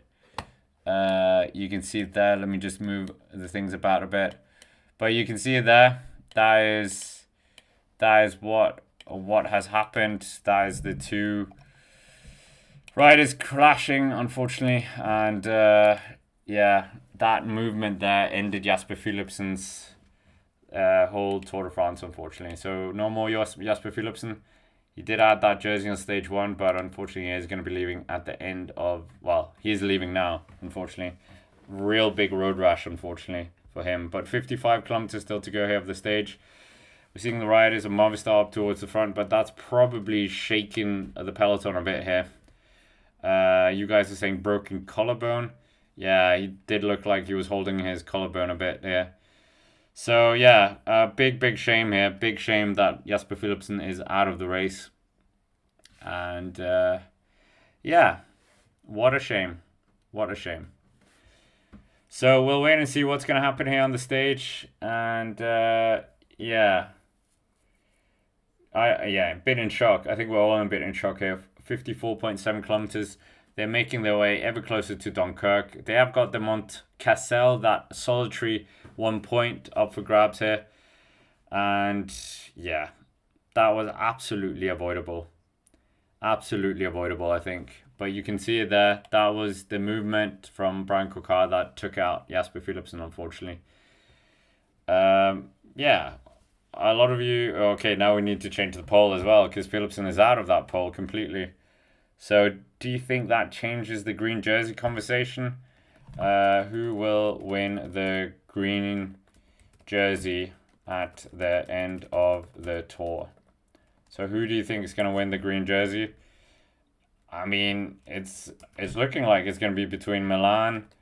Well, I'll put Mathieu van der Poel in there as well. I think Mathieu van der Poel could be up there, like Patrick said. But yeah, what a shame. This is going to be the big talking point. Brian Coquard, he's going to be enemy number 1, even though I think it's a bit unfair because I think he was barged into by the Intermarché. Oh no, okay. It is Brian Coquard tries to move in, tries to go for the right hand side of the road. And while he's doing that, one of the Intermarché riders is moving up here with Bini on his wheel. So Bini almost got caught up in that crash. He just narrowly avoided it. And yeah, that could have been Bini's Tour de France as well over. So yeah, racing incident, I think, is probably the fairest way of saying it. So, yeah, what a shame. What a shame for the race to lose Jasper Philipsen, and for Jasper Philipsen as well. But there was a bit of angry moments afterwards. Yeah, words being said. I wonder what language. I don't know if Brian Coquart speaks English. So maybe it was in French. Yeah, we'll wait and see. But on one of the most boring stages we've seen in the Tour de France for a while. And yeah, we got that bit of action that we didn't want. So whoever said it, I can't remember who said it. Curse of the commentator. It's struck again. Jonas Rickard, maybe he's going to get a bit talking to by the race organizers here. Yeah, who knows. Carousel Vertigo, does Brian Coquart get sanctioned? Good question. Does he get relegated in this sprint? Let's see. Let's get the full virtual classification up. Yeah, maybe he did get. Yeah, he didn't get any points here, but I don't think he was able to sprint for it anyway. We'll have to watch the fines sheet and see if any fines come up later today. But yeah, that was a bit of a shame. 53 kilometers still to go here towards Dunkirk. It looks like we're going to get a big sprint stage. But unfortunately, it's going to be without Jasper Philipsen, who's done so great in the Tour de France in the last 2 years. And unfortunately, after wearing the yellow jersey, while wearing the green jersey, yeah, just does it. Oh, it was Brian. Yeah, he's saying it's my fault because I said we hadn't had any action and suddenly we get too much action. Jasper Philipsen abandons and yeah. What a shame for the race. What an absolute shame. 52.6 kilometers to go here. Who's going to be taking this win today? Could be anyone's. Movistar, Bahrain, Victorious, UAT members. They're all up towards the front here. Yeah, this is an interesting finish now. If Mathieu van der Poel is going to get himself into contention for the sprints now and hunt for that green jersey on behalf of Alpecin, that could very much be on the cards now. So, yeah, who did actually win the sprint? I mean, who won the sprint was Jonathan Milan. Second place, Paul Penut. And then we had, who was in third place? I can't quite see who was in third place, but oh, here we go. Jonathan Milan, Paul Penut, Caden Groves, third place. I mean, so they do have that sprinting option as well. So the sprinting option of Paul Penut and Ugo Page getting 5 points. Biniam Girmay took 7th with 9 points. Corsoni, teammate of Jonathan Milan, got 10 points. So Biniam Girmay lost 11 points to Jonathan Milan in that sprint. And Alpecin, they're going to be very, very upset about that. Smash the like button as well, guys. Well, close to 500 people in the chat. And if you haven't already, yeah, subscribe to the channel and see your name flash up as a weird zombie monster, according to Streamlabs. I'm not quite sure what that is about, but that is what happens. So, yeah, nervous times here in the peloton. Ever closer to Dunkirk, and we'll see when the sprinters battle opens up here. Bit more of a calm procession at the front now. Biniam Girmay is our current virtual green jersey wearer, so yeah, benefiting from that. And yeah, Jonathan Milan in second place now. Is that correct? Jonathan Milan in second place with 51 points. Yeah, it is true. He's in 51 points, 1 point ahead of Mathieu van der Poel. So yeah, this green jersey is absolutely wide open here. Absolutely wide open. So yeah, inside the last 50 kilometers almost. And we have got that Mont Cassel. That Mont Cassel is coming up in a few kilometers time. And it is a bit cobbled, but I don't understand. Why is that Cat 4 so far from the finish? Is this going to do anything? Is this to entice the breakaway? But we're seeing Tobias Foss towards the front here. I think it's Tobias Foss. It looks like Tobias Foss. So the Mont Cassel, it's 400 meters long and it comes in about 17.8 kilometers time here. So This does throw the sprinters game up a bit more. So someone like Tobias Lund Andreasen, Arne Demar, Daniel Groenewegen could look at the sprint a bit more. Phil Bauhaus as well. He likes a chaotic sprint, so maybe it will be a bit chaotic here. But yeah, Alpecin, after having a 100% stage winning record here, yeah, are they going to win today with Mathieu Van Der Poel? Is he going to attack aggressively on the Monte Cassel and keep that margin all the way to the finish? I don't think so. But yeah, I think it's bad for the race, super bad. And I have actually ridden up a climb with Jasper Philipsen in Spain and just talked small talk. Super nice guy. But obviously, you can be a nice guy off the bike, but you can be a demon on the bike. He, of course, has had a few controversial moves in the Tour, but obviously, you don't want him to leave the race. Neil is saying 100% Cocar's fault, pulled out into Rex without looking, needs kicked off the race, but he won't because he's French. Yeah, I think that is a fair summation of what happened as well. Absolutely should have seen Lawrence Rex on the right hand side. Julius Caesar, what a name. What's the difference between Walmart and the Tour de France? Tour de France only has one yellow jacket. Okay. 49.6 kilometers is what we got left. The yellow jerseys up here. The peloton are doing that block formation at the front. And yeah. But as we said, a bit of a shame here. Bit of a shame. Yeah, as Lee said, opportunity for Caden Groves as well. He can absolutely do something now for Alpecin. They probably are going to be riding for him. He did a very good lead out for Jasper Philipsen yesterday. And yeah, Jasper Philipsen at least did get that stage win. So that is a good thing for him. Last year we had other classification leaders leaving the race as well because of a crash or whatever. We had Wout van Aert leaving the Vuelta a España after a crash in the green jersey there. Antonio Tiberi left in the white jersey in the Vuelta. Jay Vine left in the Mountains jersey classification in the Vuelta back in 2022. And so did Victor Langelotti as well. We will wait and see. Yeah, I don't know if Brian Cocar actually finished that intermediate sprint because it didn't say on Pro Cycling Stats he had any points. So if he doesn't have any points, there's no relegation to be made. So yeah, we'll wait and see. We'll wait and see.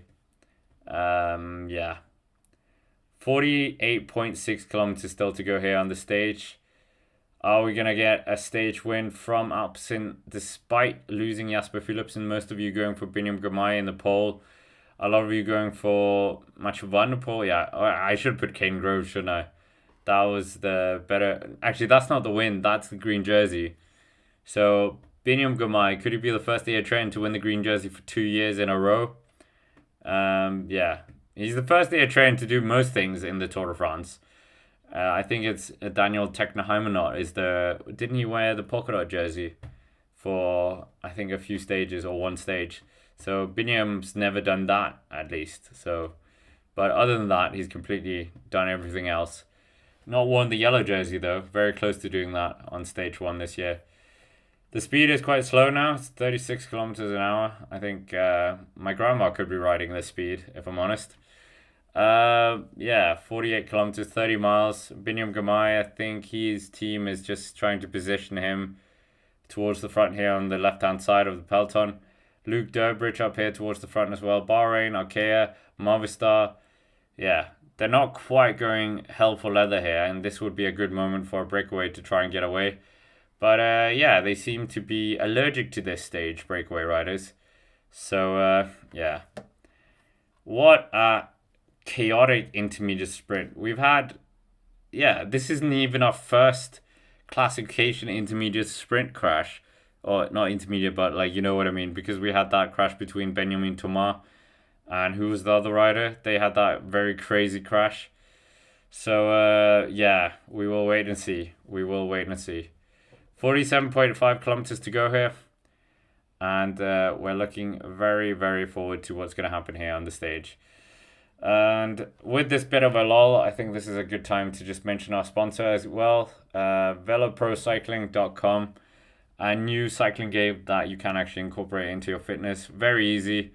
Try it out. It's completely free. If you support them, you support us, and they will continue supporting the channel as well. So, yeah, they got involved. They're supporting the channel, and yeah, super nice of them. But we're seeing Intermarché here on the left-hand side of the road. We're seeing Arkea, B&B Hotels in the middle. Jayco Ayula there in the middle as well. And then we've got Movistar congregating on the right-hand side of the road. No Visma Lease Bike at the front of this stage today. So they're just recharging their batteries here. So good to see by them. And we'll also wait to see what's going to happen for Tadej Pogačar. Brian, what are you saying? Any more predictions we don't want to see happen? Yeah, I'm just going to say let's not have any more action on this stage because losing Jasper Philipsen was quite bad. Yeah, we can see Luke Plapp here as well. Durbridge, they finished 1-2 in the what are we saying? The National Championship roads for Australia. But yeah, it's a very hard championship. It's one of those championships where it's kind of like inter-club, inter-team championship. We saw that in the past as well with Ineos Grenadiers. We had it in the past as well with Saxo Bank in Denmark. And what other countries have it right now? There is a country, the French, well, they have quite a few teams. So, yeah, Intermarché up towards the front. Nothing really happening, so we can kind of take our focus somewhere else. We got around 14 kilometers until the foot of the Mont Cassel, 2.3 kilometers long. 4.1%, a bit of pavé in there. So, yeah. And, yeah, great to have 400 people in the chat here on a Monday on a very boring paint drying stage that has cost the Tour de France of Jasper Philipsen. Oh, my goodness. That was very, very annoying, wasn't it? Very annoying. Was it Jonas Richard who shouted at Brian Coquard? Yeah. Some people might say, why was Coquard even in that sprint? But he is a sprinter. He does like going for those intermediate sprints. And, yeah, is what it is. Is what it is. Intermarché, Jayco Ayula. French flag on the side of the road. Looks like it was waving quite a bit. So is there going to be a bit of wind here? Bahrain Victoria's up towards the front as well. And, yeah, what a shame. What a shame. Another interesting stat, courtesy of Pro Cycling Stats. The last time the green jersey crashed was Biniam Girmay on stage 16 into Nîmes. I remember that crash as well. That was that crash when no one got the footage. That was quite strange. Very, very strange, to say the least. But for the time being, 45.9 kilometers still to go. Brian Coquard is going to be the most hated man in Belgium. And, yeah. It looks like he's explaining the crash to countryman Julian Philippe here. I wonder what's going to happen. I think it's true what you guys said. Nothing's going to happen because he is French. So, yeah, I think sadly they do have this French privilege in this race.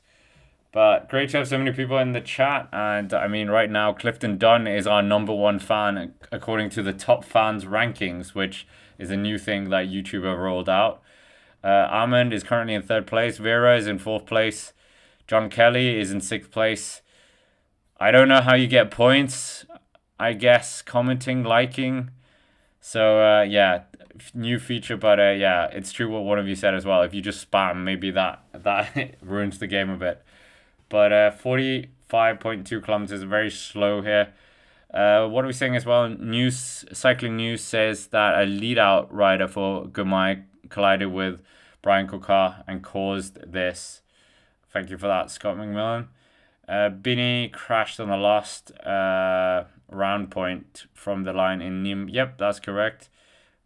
What are we saying? Coquard had both pedals unclipped. What are we saying as well? Can someone please pass the grey what? Yeah. It's sad, isn't it? The whole race is mourning the loss of Jasper Philipsen from the race. Obviously, he's still alive, but it's still his campaign of the 2025 Tour de France is well and truly out of here. But I think on a day like this, we might as well distract ourselves with a few facts about the green jersey. Because, yeah, nothing's really happening now. They're just rioting formation. They're not doing anything of note for us. So the green jersey, obviously we all know who has the record of that jersey. That is Mr. Peter Sagan, Lord Peter Sagan. But they are taking it quite easy here. Nobody's really going for it, and it is a real downer to the race, seeing Jasper Philipsen out of the race. And then when you click on the Wikipedia green jersey, you see a picture of Jasper Philipsen, just to rub it in a bit more. Yeah. So the first one was awarded in 1953. There's been 72 editions of it. So Peter Sagan has won 10 or just less than 10% of the jerseys. That is quite interesting. We could do a poll. It seems like quite a mean poll, but did Brian Coquard cause the crash? I think that, yeah, you can see the crash.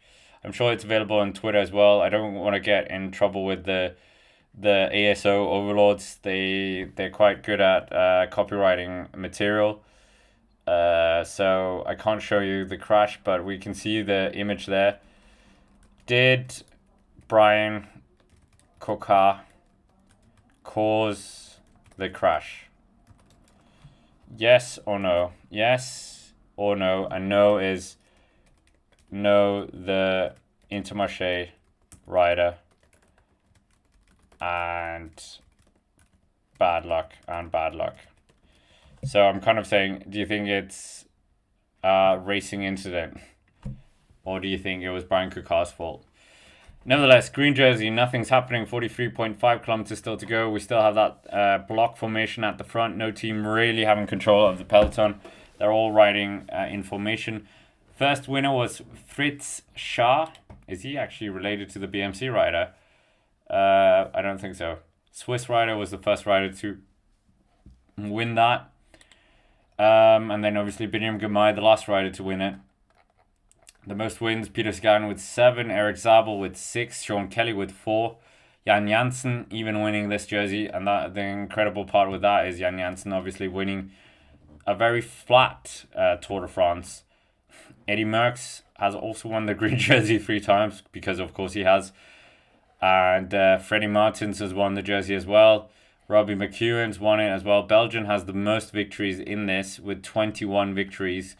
So, of course, Jasper Philipsen contributing to that as well. Mark Cavendish winning it twice.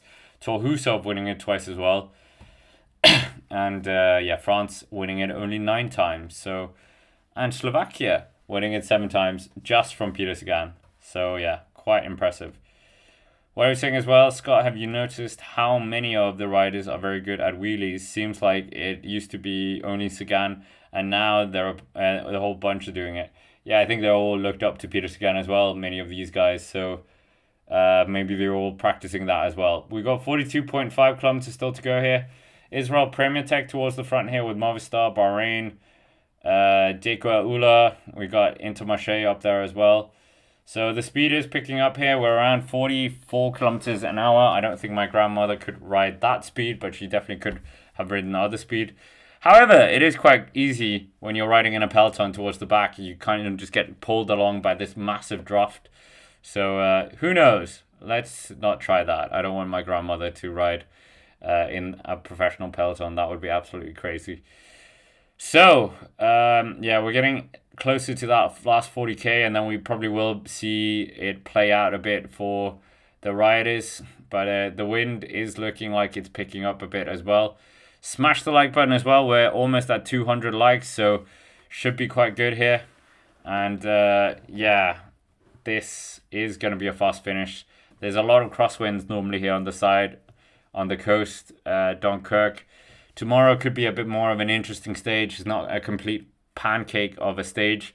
But it could be Caden Groves that they're going to be riding for today, Alpecin now, after that happened. So our poll is quite close here. So we're saying, did Brian Coquard cause the crash that ultimately meant that Jasper Philipsen abandoned the race? 53% of you say yes, but 47% of you say no. So it's quite a tight poll. So get involved in the poll for sure. 41.3 kilometers still to go here of the stage.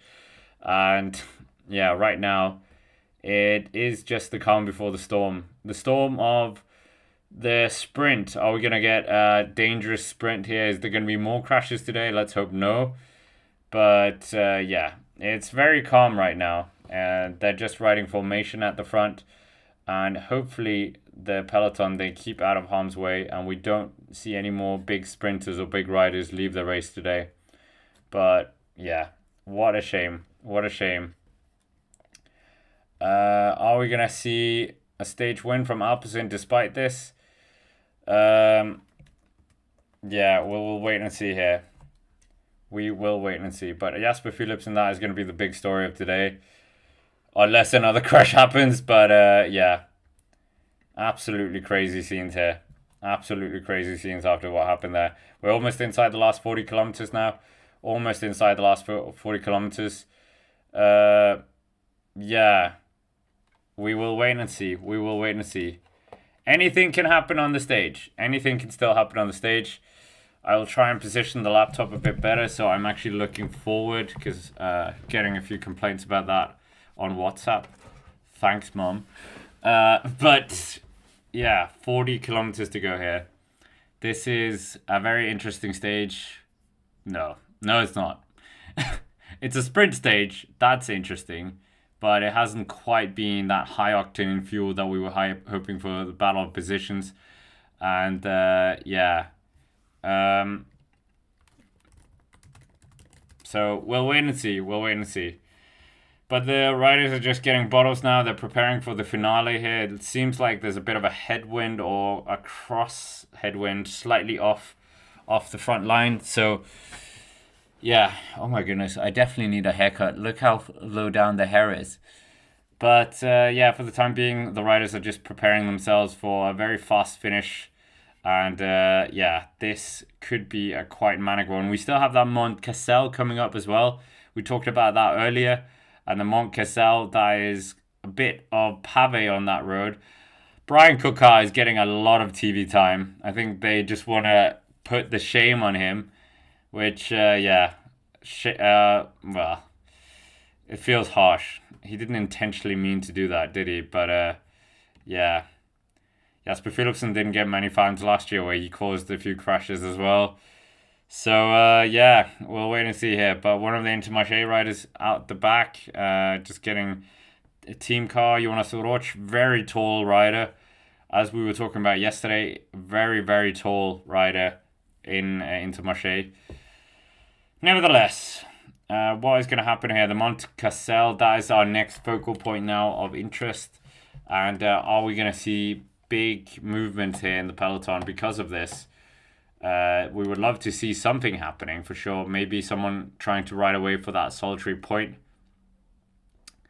And who is going to be winning this 1 point? We haven't really talked about that either. 58% of you believe it is the fault of Brian Coquard. I think it was very unlucky, so I completely understand why that poll is quite close. It was, yeah. Coquard was very unlucky to be in that position as well. And yeah, we will wait and see. Are we going to see a stage win here from Jasper Philipsen's team, despite him not being here? Caden Groves really mixing it in with the big boys potentially. Jonathan Milan still waiting for his first Tour de France stage win. Tim Møller, of course, has won a stage in the Tour before, despite not being here too much. But yeah, he's getting the chance, and so does Quickstep. Definitely want to try and get some early success with him.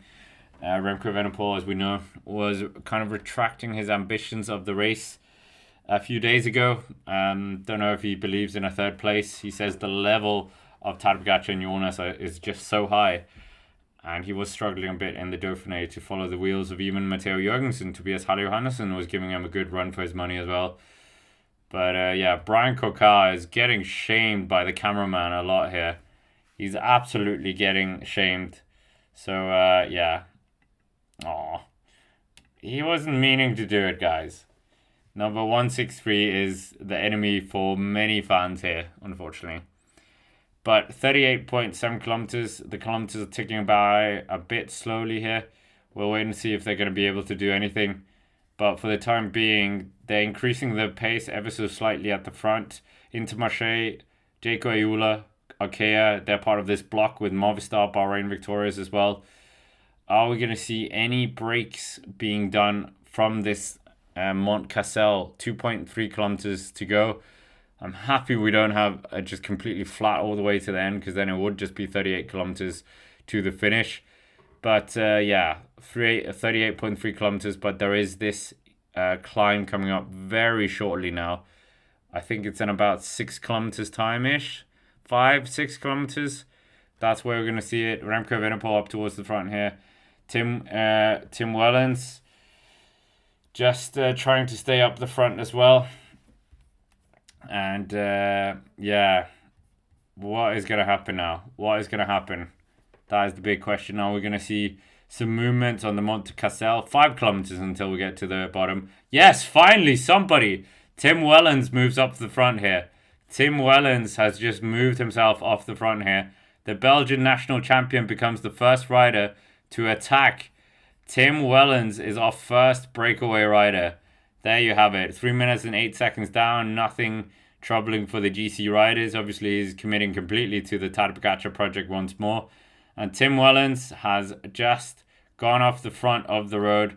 And yeah, we finally have a rider on the front. Oh, crash. Another crash here. Israel Premier Tech rider with a AG2R rider and a Movistar rider. How did this crash happen? I thought this was a bit of a lull. Oh, it happened like 7 rows down from the front.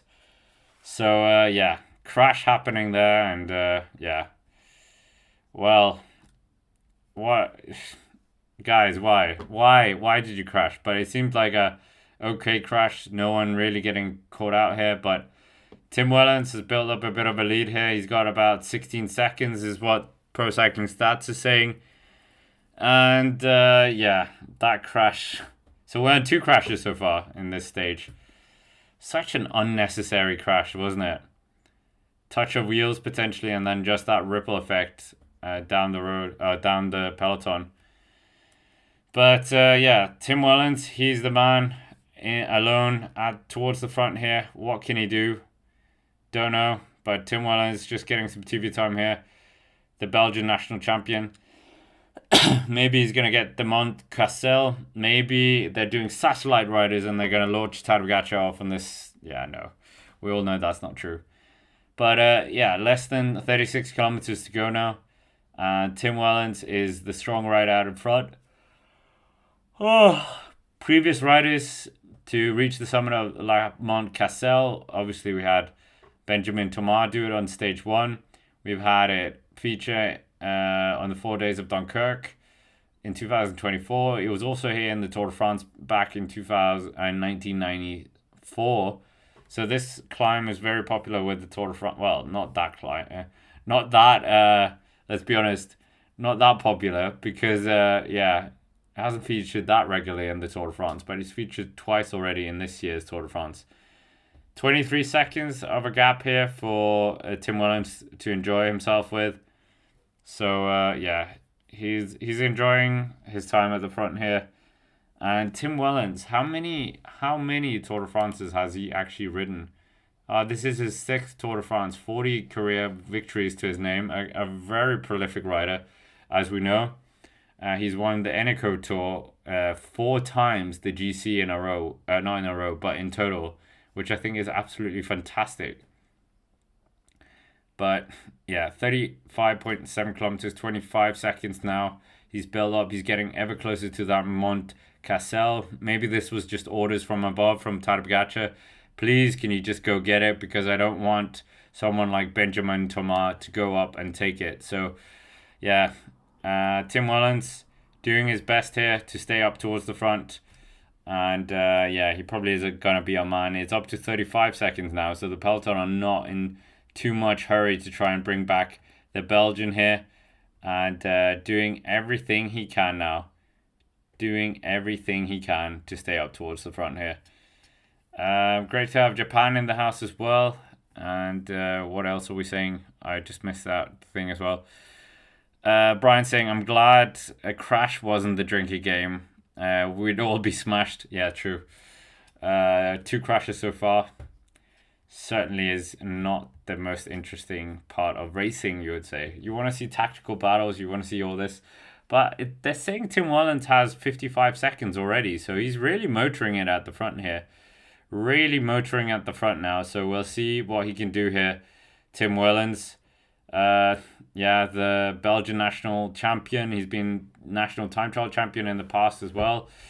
As we said, won plenty of Eneco or renewed tour, whatever you want to say. He's won 2 stages of the Vuelta a España, 2 stages of the Giro, never taken a win in the Tour de France, but a very, attack heavy rider. He used to have this thing that you had the Tim Wellens zone. This would be around, now, around 40 kilometers to go, and he would attack.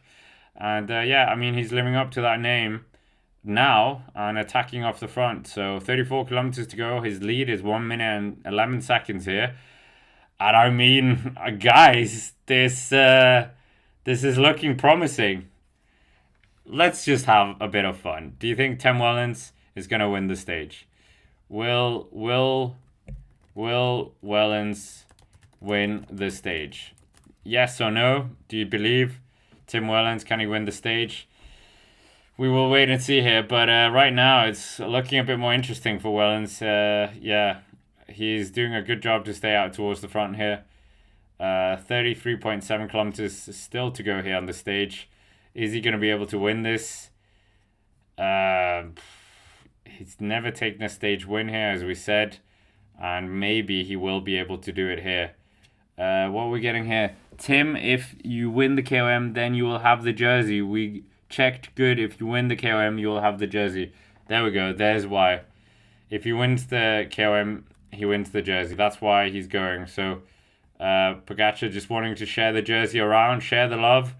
So now we get a bit of understanding why why he attacked up the road here. So yeah, this will be good for Tim Wellens. And yeah, he's on the climb, 2.3 kilometers, as we said, 3.8%, not the most challenging climb they'll see in this year's Tour de France. So he'll make mincemeats of this, but 1 minute and 22 seconds. Tim Wellens, has he actually worn the jersey in the past? I'm not sure. We don't have that. Yeah, well, we don't really have that stat page on Pro Cycling Stats. Comes from a rich family or rich cycling heritage. His father has ridden the Tour in the past. Leo Wellens. His brother Yannick Wellens was also a rider briefly for 2 seasons, but not on the World Tour. Paul Wellens, his uncle, was a good rider, won the Tour de Suisse back in 1978 and won 2 stages of the Tour de France. And Johan Wellens as well. Who is this? This is his other uncle. Won a 1-day race, and did win the Tour. Not win the Tour, but did go to the Tour. So a lot of heritage in the Wellens family in terms of cycling. But I think the best Palmares is for sure him. But he has a bit of battle with his uncle Paul Wellens, who has won the Tour de Suisse and won 2 stages of the Tour. Yeah. Well, impressive nonetheless to come from a family like that. Anyway, 32.3 kilometers. We are in that Mont Cassel. Wellens has 1.4 kilometers left of that climb still to go here. And we have 29 likes until we get to 200. So smash that like button if you haven't already. And no one's really moving here on the climb from the peloton. They're doing their best here to stay up the front. And are they going to do anything here? Tim Wellens, the Belgian national champion, he's reaching out for glory here. He wants to try and see if he can get that polka jersey, take it away from his teammate of Tadej Pogačar. And then we're going to see that polka jersey kit from UAE not being wasted. It's going to be passed around. But yeah, that polka jersey kit with the rainbow jersey from UAE, that's certainly going to be wasted after this. So yeah, it's looking very good here. It's looking very good. Are we going to see a stage win from any of the riders, from the sprinters? I think we are. But for the time being, 31.7 kilometers, less than 800 meters to go here for Tim Wellens to take this KOM if he can. So are we going to see potentially a stage victory for Tim Wellens? That is the current poll going on. But yeah, I don't know if that is too optimistic for us. Reminder to smash the like button, hit the subscribe button if you haven't already. We're getting ever closer to, what, 55,000 subscribers? So well done to everyone. And we still have that bet. If we get to 100,000 subscribers, I will actually get a mohawk. So, yeah, that would be very funny. Not for me, not for my partner, not for my mom, but yeah, it would be quite funny. 31.4 kilometers to go here, less than 600 or less than 500 meters for Tim Wellens. He's just making his way up to the top of the Mont Cassel. This is what we saw Benjamin Thomas. Wasn't this where they collided so fabulously, incredibly? But for the time being, there's no battle here. It's just going to be Tim Wellens taking that solitary point. And he, according to UAE Team Emirates Team Radio, is going to be the man taking the polka dot jersey at the end of the stage here. I wonder if he's going to continue here. He's got a lead of 1 minute and 43 seconds now. So it's getting a bit interesting here how much of a gap he has. So Tim Wellens could be a bit of a danger man if he does decide to just give it one and just completely keep the pressure on. If he can do that, that would be, yeah, why not? Why not? Join your uncle in having won a stage here. But Tim Wellens, he is the man who comes across the line here. He takes that 1 point. It was a Cat 4, not a Cat 2. Danish flag greets him as well. So we'll wait and see here. We'll wait and see. Yeah. Anything can happen here on the stage. But yeah, we will wait and see here. 30.7 kilometers still to go. Are we going to see a stage victory from Tim Wellens?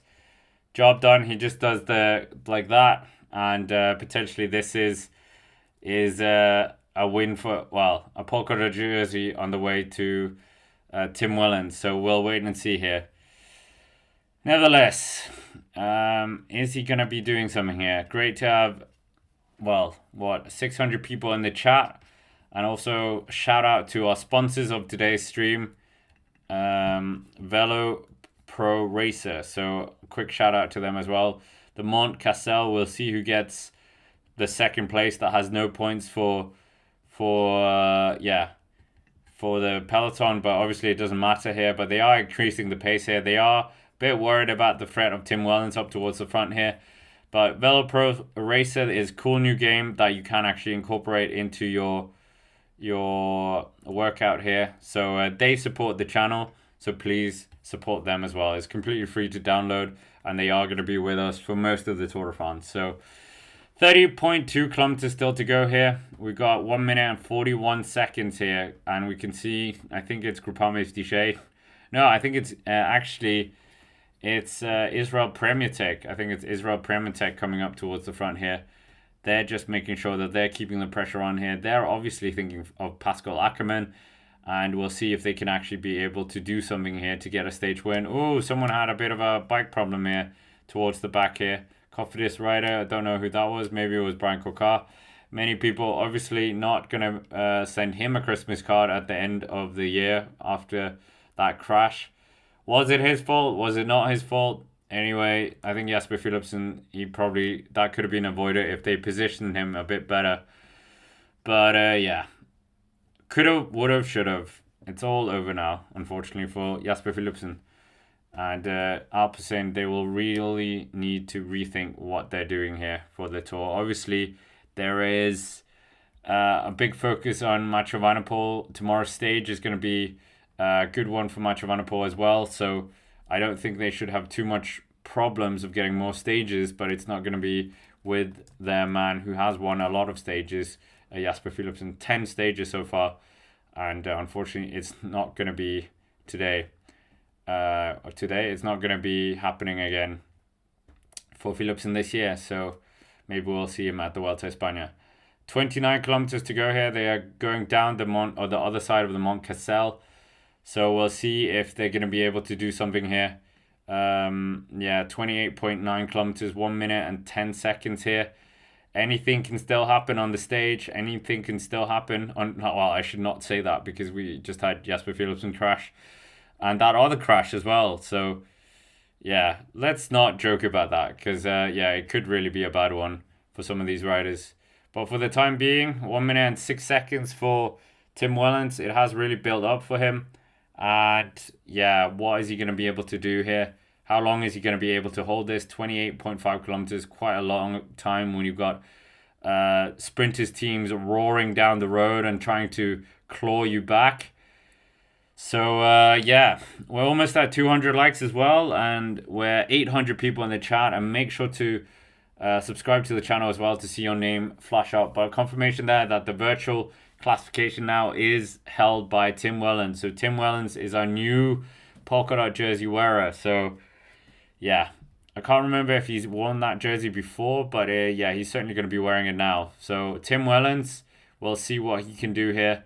But he's sitting up, so he's definitely not going to be doing anything. He's not going to be doing anything. Yeah, Tim Wellens, job done for him. He's not going to be teasing the peloton more. Sits up, and he's ready to be brought back by the peloton here. But he knows he's king of the mountain, so that was job done for him. Absolutely good work by him. 28 kilometers, 43 seconds here. Tim Wellens is just waiting to be collected by them now. Intermarché moving up towards the front here. They are looking to do something here as well.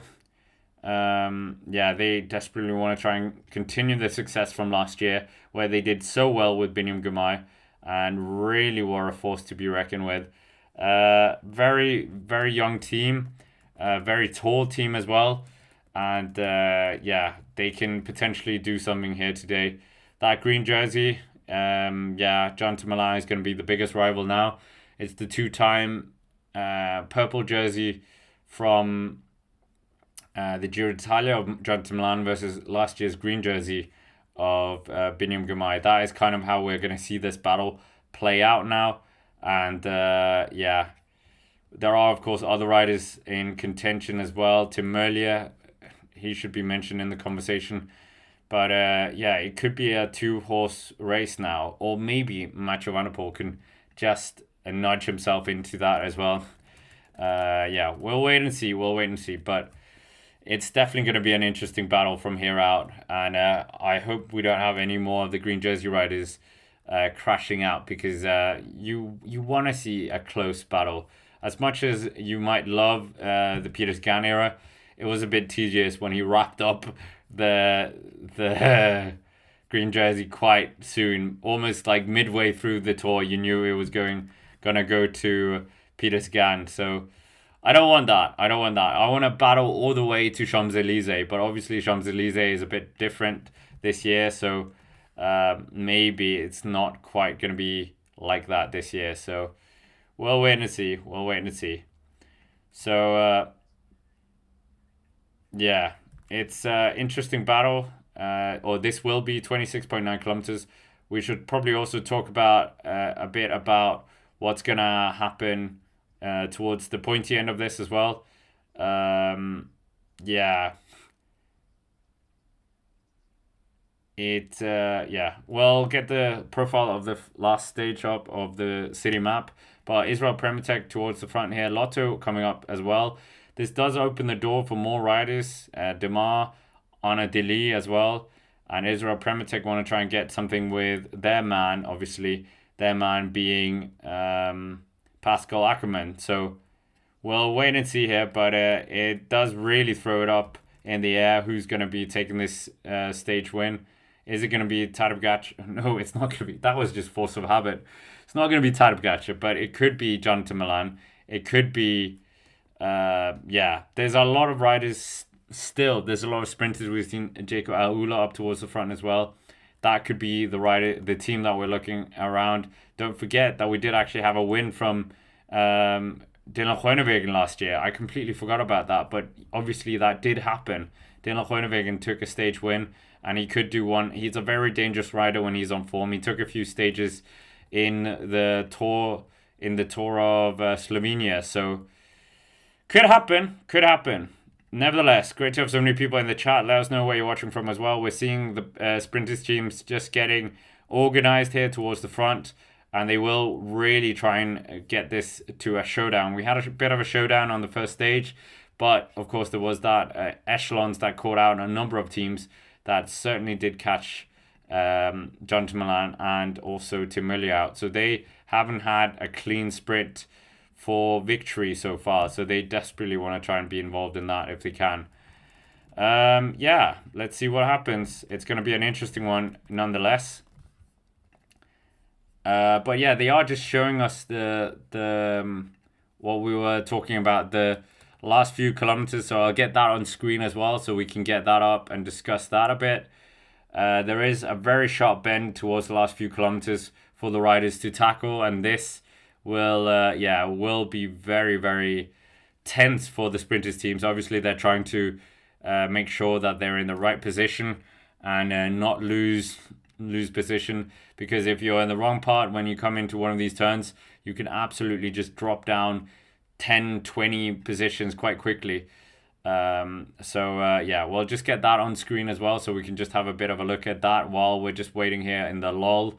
25 kilometers to go is what they've just come under here, and we will wait and see if they're going to be able to do something here. Some of the smaller sprinters teams now that they've been given an opportunity. But we have it here. This is the profile. You can see the profile here, or not profile, the overview. And yeah, what are we saying here? It's a fast finish towards those last few kilometers, and then they've got that very tricky right-hand bend. Then still a bit of meandering along the river, and then they have the finishing line. So it is going to be a bit of a tactical headache for or a bit of an obstacle for some of these teams. So we'll wait and see if that's really going to throw some of these teams in some trouble here. But great to have 900 people in the chat. Let us know where you're watching from as well. Subscribe as well. We've got plenty of content coming out, and we've got the race recap analysis later on the Cycling Day Extra, or on the podcast available on Spotify. 24 kilometers, we're seeing Mike Chernissen here. Mike Chernissen, what can he do here? Very strong rider, as we know. Didn't make the change from Intermarché over to Astana, which obviously was a bit of a blow for Bini. Bini would have loved to have kept the strong Mike Chernissen. But if you want to check out the podcast, I'll link that in the chat as well. And we will have the recap later on today. But for the time being, the sprinters teams, they are getting organized here. We're going to see a bit of a showdown potentially between Soudal Quickstep and Jonathan Milan. I will get a haircut at some point. I have had too many messages about the haircut. I can almost not see the screen now for how long the hair is. So that will be a problem. 23.4 kilometers. And right now in our poll, Wellens, that poll is absolutely defunct now. Over 600 of you have voted. We're seeing the teams getting organized here. Tadej Pogačar, he's enjoying his last few moments in that Pogačar jersey. UAE just making sure to keep their team leader out of harm's way. And it's getting very interesting here. Very interesting what's going to happen. Who will win? Who will win the stage? Will it be... I put Philipsen. I deleted that quickly. Oh, that's a shame. Girmay. Who else can we think of? I'll put Jonathan Milan, Girmay, Merlier, and other, so we can see. 22.9 kilometers still to go here. We're seeing the yellow jersey just on the wheel of one of the Intermarché riders here. Mathieu Van der Poel still has that jersey. I think he's still going to have that jersey for a few more days.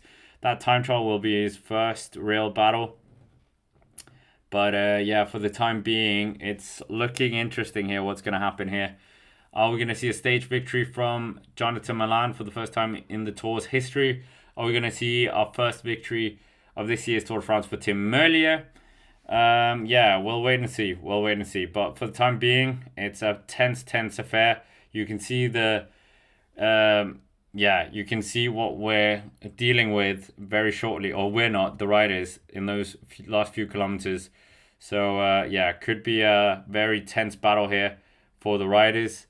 And, who knows what's going to happen here? Who knows? But for sure, there'll be some nervous riders in the field. So, the DSs, what are they saying to the riders as well? Get to the front here. Make sure that you keep out of harm's way. And right now, it's looking very good for many of these riders. And 22 kilometers, there's It's seeming quite calm now. No team has really taken up the mantle here. There's still that block formation at the front, consisting of UAT Mermets and some other riders as well. Visma Lisa Bike trying to move up on the side of the road as well.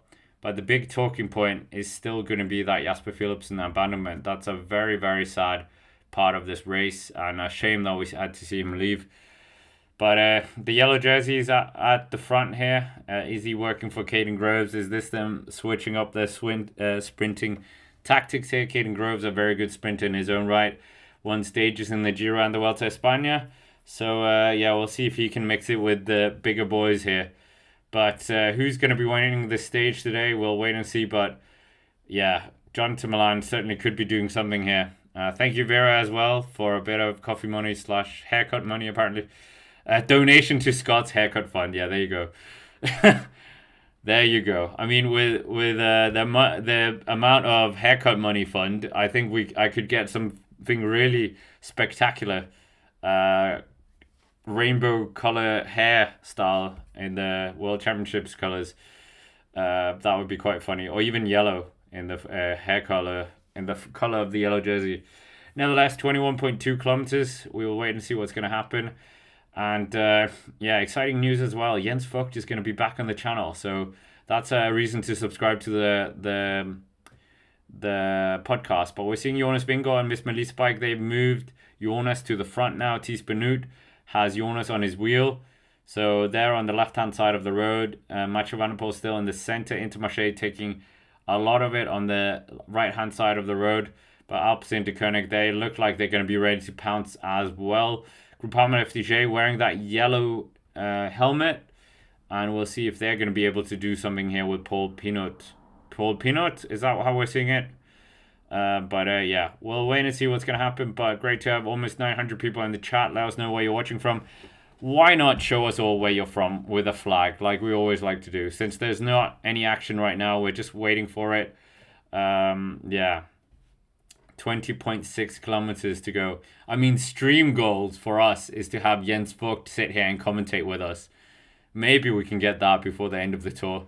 That would be absolutely hilarious if we can get Jens Vogt commentating here. We've had Dan Bigham commentate before here.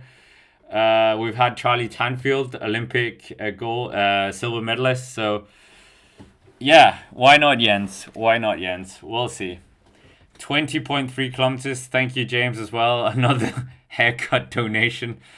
Yeah, this haircut donation fund is going to be hilarious. It'll have to be something absolutely spectacuar. So, Jonathan Milan, is he going to be taking it? We've got plenty of American flags, French flag with Carousel Vertigo, Italy as well, France, Denmark. That's good to have Danes in the chat as well. Obviously, you all know I'm Danish. I hope you all know I'm Danish. 20 kilometers to go here. Someone came up to me in Lille and said, "Oh, I love your videos, Dane." I was like, no. My name is not Dane. Dane means Danish. And he was like, okay, I'm sorry. But yeah, it can be quite confusing if you don't know. 19.9 kilometers. We're seeing Tim Merlier here. He's riding third or fourth wheel here of the Soudal Quickstep team. They've also got Remco Evenepoel, the Olympic champion, in there as well. So we'll wait and see here. But it is going to be a bit of a showdown here between Jonathan Milan and Biniam Girmay, I think, for the win. Potentially other riders can mix it as well. It depends how messy the sprint gets as well. If it is a bit of a messy sprint, then yeah, it could maybe be a bit different here. So we'll wait and see. But for the time being, it's an interesting one in terms of who's actually thinking about this. There's a lot of teams up here. A lot of teams up towards the front now. Lidl Trek are very bullish about this. They're very angry that they missed out yesterday. Oh, not yesterday, the first day. So, I mean, they're probably angry that they missed out yesterday as well. So, we'll wait and see. But, yeah, 19 kilometers to go here. It doesn't seem like their pace is too high. It's not quite grandma pace here. But, yeah, we'll wait and see. Plenty of Eritrean flags in the chat as well. Obviously, you guys are supporting Biniam Girmay. We've got 61% of you thinking he's going to win the stage. Only 13% for Jonathan Milan. And yeah, we'll wait and see here. We're 8.7 kilometers. It is certainly going to heat up a bit when we get to the 10 kilometer part here. And yeah, who's going to be winning? Who's going to be winning here? Anyone's guess here. Anyone's guess. That washing machine effect of the sprinters. We will wait and see who's going to come out on top here. What are we saying as well? The why was I put in timeout? Were you put in timeout? Oh, the mod. Okay, one of the mods put you in a timeout. Apologies. Mods, please don't put people in timeout that aren't spamming. Vincent saying Danish and grandma apple pie. Marco, Milan. A lot of you going for Milan in the comments. 18.2 kilometers still to go. And yeah, 18.2 kilometers still to go here. Are you enjoying your coffee? Are you enjoying your coffee? Right now I'm watching it on, if you guys are wondering, I'm watching on Eurosport. In some of the national, well, you can watch it for free in the French channel 3. So that's for free. So channel 3, I think it's for free if you can get that website up. But yeah, 17.8 kilometers still to go here of the stage. Ooh, mechanical for an Intermarché rider. Hold your breath. It's not Biniam Girmay. It's Vito Barret. So Vito Barret, one of his domestiques, getting a wheel change. Another mechanical here. A lot of mechanicals in the first 3 stages of the Tour de France, as we have been talking. Yeah. And we'll wait and see here. We'll wait and see what's going to happen here. The stage is interesting. And oh, ITV4 as well is showing it. So I didn't think ITV4 was showing the race. But Macho Vanderpool, he's certainly going to be winning, wearing that green jersey still. Tim Merlier is right next to Biniam Girmay. Those two are just sharing similar air right now. Obviously, Tim Merlier got the better of Biniam Girmay and the rest in the Pro Cycling Classic or the Brussels Cycling Classic. Hugo Page, also a very good sprinter and lead-up man for Bini. Yeah, so it's very close here. Obviously, Tobias Lohr Andreasen, we have to think about him. Jordi Meus as well, Dylan Groenewegen, Anna Demar. There's so many. Anna Deli. We're absolutely, what are we saying? Littered with talent here. Littered with talent. Are we going to get a sprint win from any of these riders? Jordi Meus hasn't taken a sprint win since his Champs-Élysées win a few years ago. And would desperately like to win there again, but I don't think a sprint is going to be winning this time or this year. That's what I was trying to say. 16.7 kilometers still to go here of the stage. Who's going to be taking this? 40 kilometers. It's not that fast, guys. 40 kilometers in a bunch is not actually that fast. Yeah, a lot of amateur races will be doing around this or more. So 40k isn't actually that fast, so it needs one of these sprinters teams just to hit the throttle, take it into gear 4, and then we're going to see some real interesting stuff happening here. But at the front here, UAE Team Emirates, Visma Lease Bike, Alpecin, De Koenig, they're just congregating towards the front here. And who's going to be taking that green jersey? Obviously, right now in the virtual green jersey, it is Biniam Girmay, but Jonathan Milan, if he can get some of his lead-out men between him and Bini, he could maybe take that jersey. There's a lot of points available here, and obviously, Jonathan Milan, he wants to take that jersey. Happened to sit down, well, I was sitting down with him with a bunch of reporters. I was in the same room, but I was not talking to Jonathan Milan. And Jonathan Milan, in that group interview in January, was saying very much they were going for the green jersey and he wanted to win at the Tour de France. He's such an accomplished rider on the track as well. Obviously, he's won gold on the track with Philippe Bogana, and he has also, as we all know as well, the fastest individual pursuit time. I hope we all know that.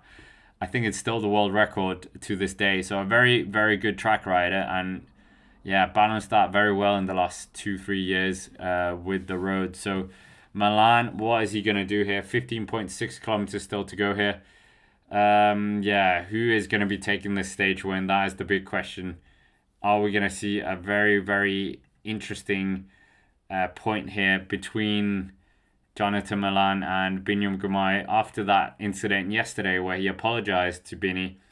Yeah, we will wait and see here. But 15.3 kilometers still to go here of the stage. We're seeing the back end here. We're seeing Israel Premitech riders, Intermarché riders. Remco Evenepoel is finding himself up towards the front as well, riding second wheel. So, yeah, we will wait and see here. Soudal Quickstep desperately want to take a stage win. They haven't actually had a sprint win for a very long time. When's the last time we had a sprint win for Soudal Quickstep? Obviously, last year they had the win with Remco Evenepoel. He took the win. And yeah, the average pace is, well, it's high, but it's not very high. It's 40.9 kilometers an hour. So yeah, they've taken a very easy day, and maybe it's a good thing as well that they just don't go completely all out all the time. It is a long race, as we know. But yeah, we'll wait and see here. 14.8 kilometers still to go here of the stage. Who is going to be winning the stage today? That is the question that we're continually pondering on. But 14.7 kilometers, are they going to pick up the speed now? Quinn Simmons, the American national champion, he's towards the front here. Bahrain victorious as well. Maybe they're sensing an opportunity with their man Phil Bauhaus, but it's still quite slow here. Maybe they're just a bit worried after what happened with the sprint there earlier. So yeah, we'll wait and see. But it's getting interesting here. Marco saying more crashes to come. Hopefully not. Yeah, I think it's Gorg Zimmerman we have up here. So Biniam and his team, they're on the right-hand side of the road. Mathieu Van der Poel finds himself on the left-hand side of the road. Visma Leasebike also just rubbing shoulders with Alpecin de Koenig here. And Israel Prematek in the middle here with Bahrain victorious. But Lidl Trek very much in their own line here as well. And obviously they're going all out for their man. Ooh, what a shout. CM saying Fabio Jakobsen last quick step sprint win. Good shout there. So that's back in 2022, where of course we know that he won in Denmark. Such a iconic win, wasn't it? Such an iconic win. 13.8 kilometers still to go here. And the speed is not picking up. We're around 41 kilometers here. Still block formation at the front. No one really doing anything here. Yeah, all the teams kind of rubbing shoulders with each other here at the front, and nobody really taking up the mantle of taking charge of it. No one really taking charge. So we'll wait and see. Are we potentially gonna see a showdown between Milan, Biniam Girmay, and Merlier? I mean, we haven't had Merlier versus John to Milan for a while. We were talking about it, that they had a bit of a ding-dong battle at the UAE Tour, but that went in the favor of Tim Merlier. So we'll wait and see. Steve is saying, listening here, watching on French YouTube by switching my VPN location to France. Very, very clever. Yeah, 13 kilometers still to go here of the stage. Still quite slow situation at the front here. We're very close to 300 likes as well. Only 34 of you need to hit the like button. Whoa, we got almost 600 of you have voted in the poll, so we'll get involved. Well, we'll change that as well. Who will wear the green jersey today? So there you go. Who's gonna wear the green jersey today? I think it's only between Milan and Girmay. So Milan and Girmay. This should be a very funny poll if we have a lot of Bini supporters here. But yeah, people are shouting at the motorbike. I think a bit too close. We're seeing Niels Pollard here, that very strong rider. Definitely one of the riders that you would want to in your team if you were starting a new team. Niels Pollard, I think, would be one of the first teams here. But 12.4 kilometers to go. Are we going to see a real shake-up here of the green jersey? Are we going to see any more crashes? That's what we're all thinking as well here. But yeah, the speeds have increased to over 53 kilometers an hour. My grandmother could not keep up with this pace. So unfortunately, grandma's at the back here. But yeah, the riders just synchronizingly, or how do you say it, at the same time, simultaneously increasing the pace and maintaining that block formation at the front here, 53 kilometers an hour.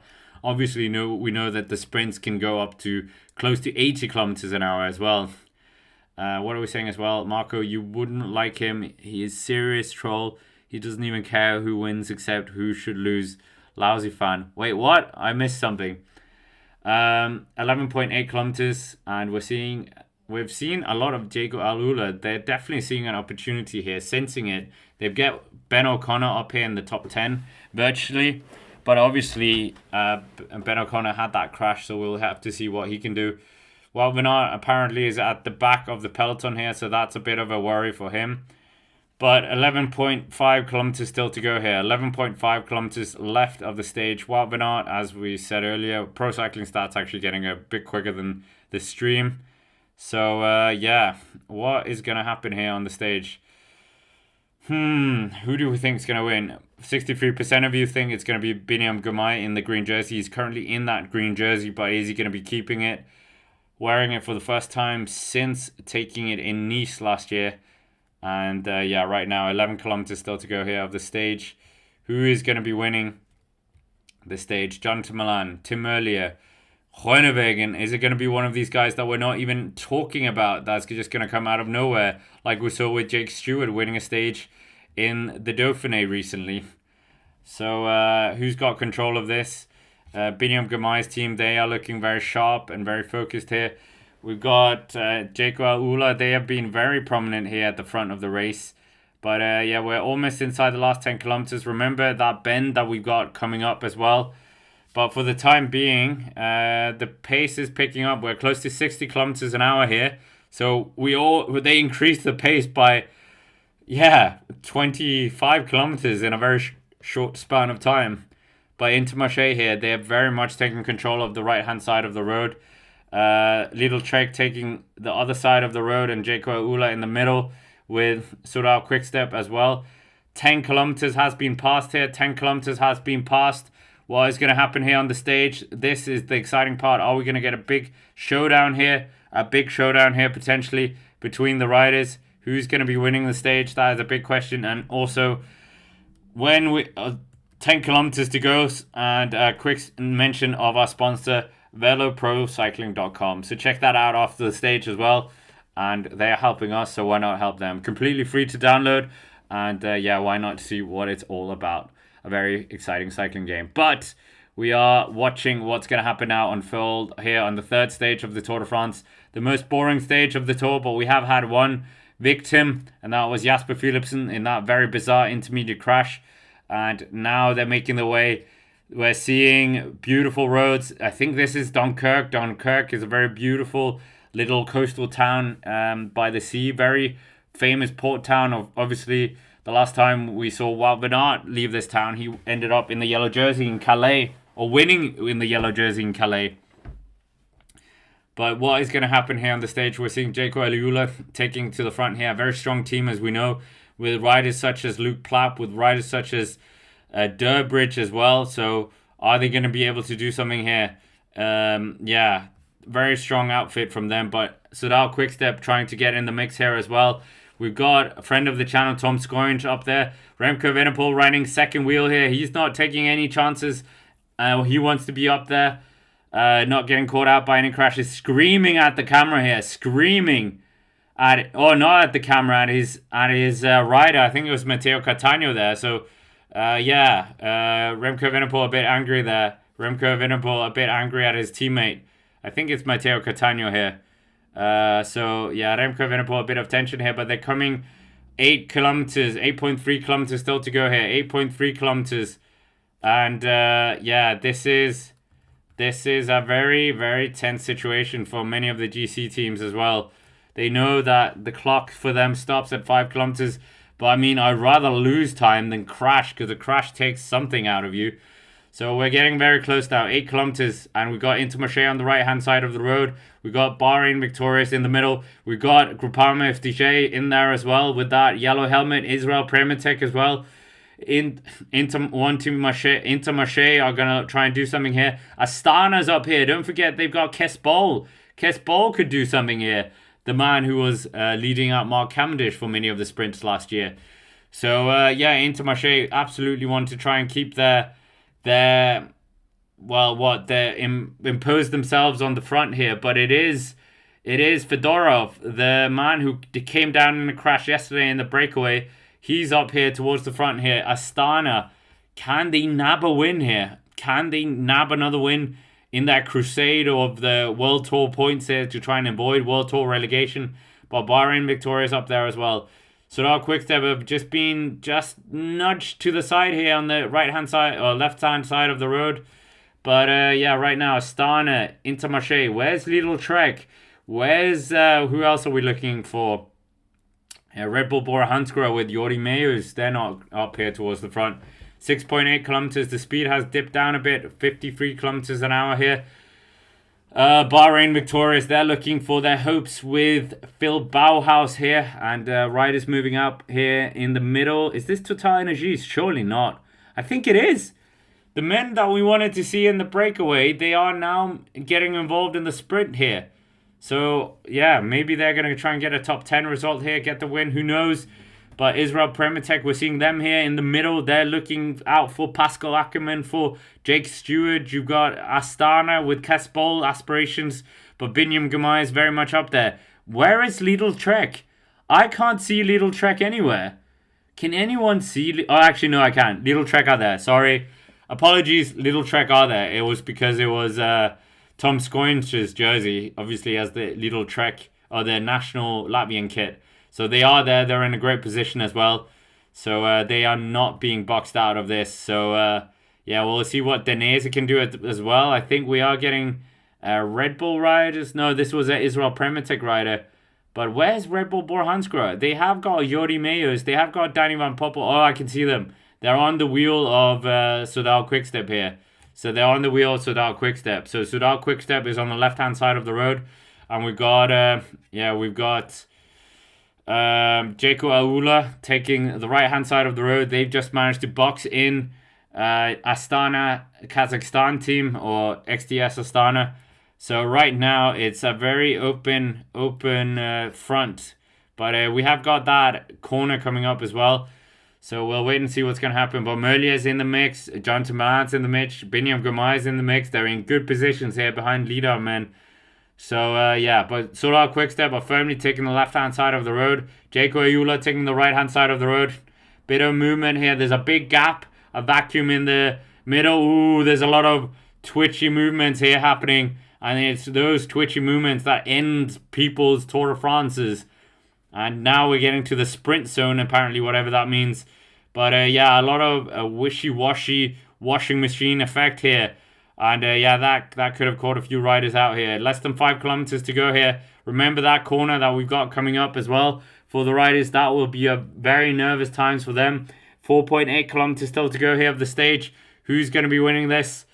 Oh, my goodness. This is going to be a close one. Biniam Girmay, is he going to taste his first victory this year and do that in the Tour de France? Who knows, but it could be an absolutely impressive win if he does that. 4.4 kilometers to go here. DSM, Picnic Postenal, friend of the channel, Tobias Lund Andresen is in this group. So maybe we can see, maybe we can see Tobias Lund Andresen get involved here. Oh, this is going to be interesting here. This is going to be very interesting. Are we going to see something here? 4 kilometers to go here. Oh, now we're getting Lotto, I think. Lotto's taking up the charge here at the front. Lotto's just imposing themselves. And Picnic Postenal have just lost the front here of the race. And now we're seeing Picnic Postenal are behind the Lotto boys here. But where is Jonathan Milan? Many of these teams scurrying around. Now Tim Merlier, he's facing the wind now. He's lost his lead-out train. So Tim Merlier, he's in the wind.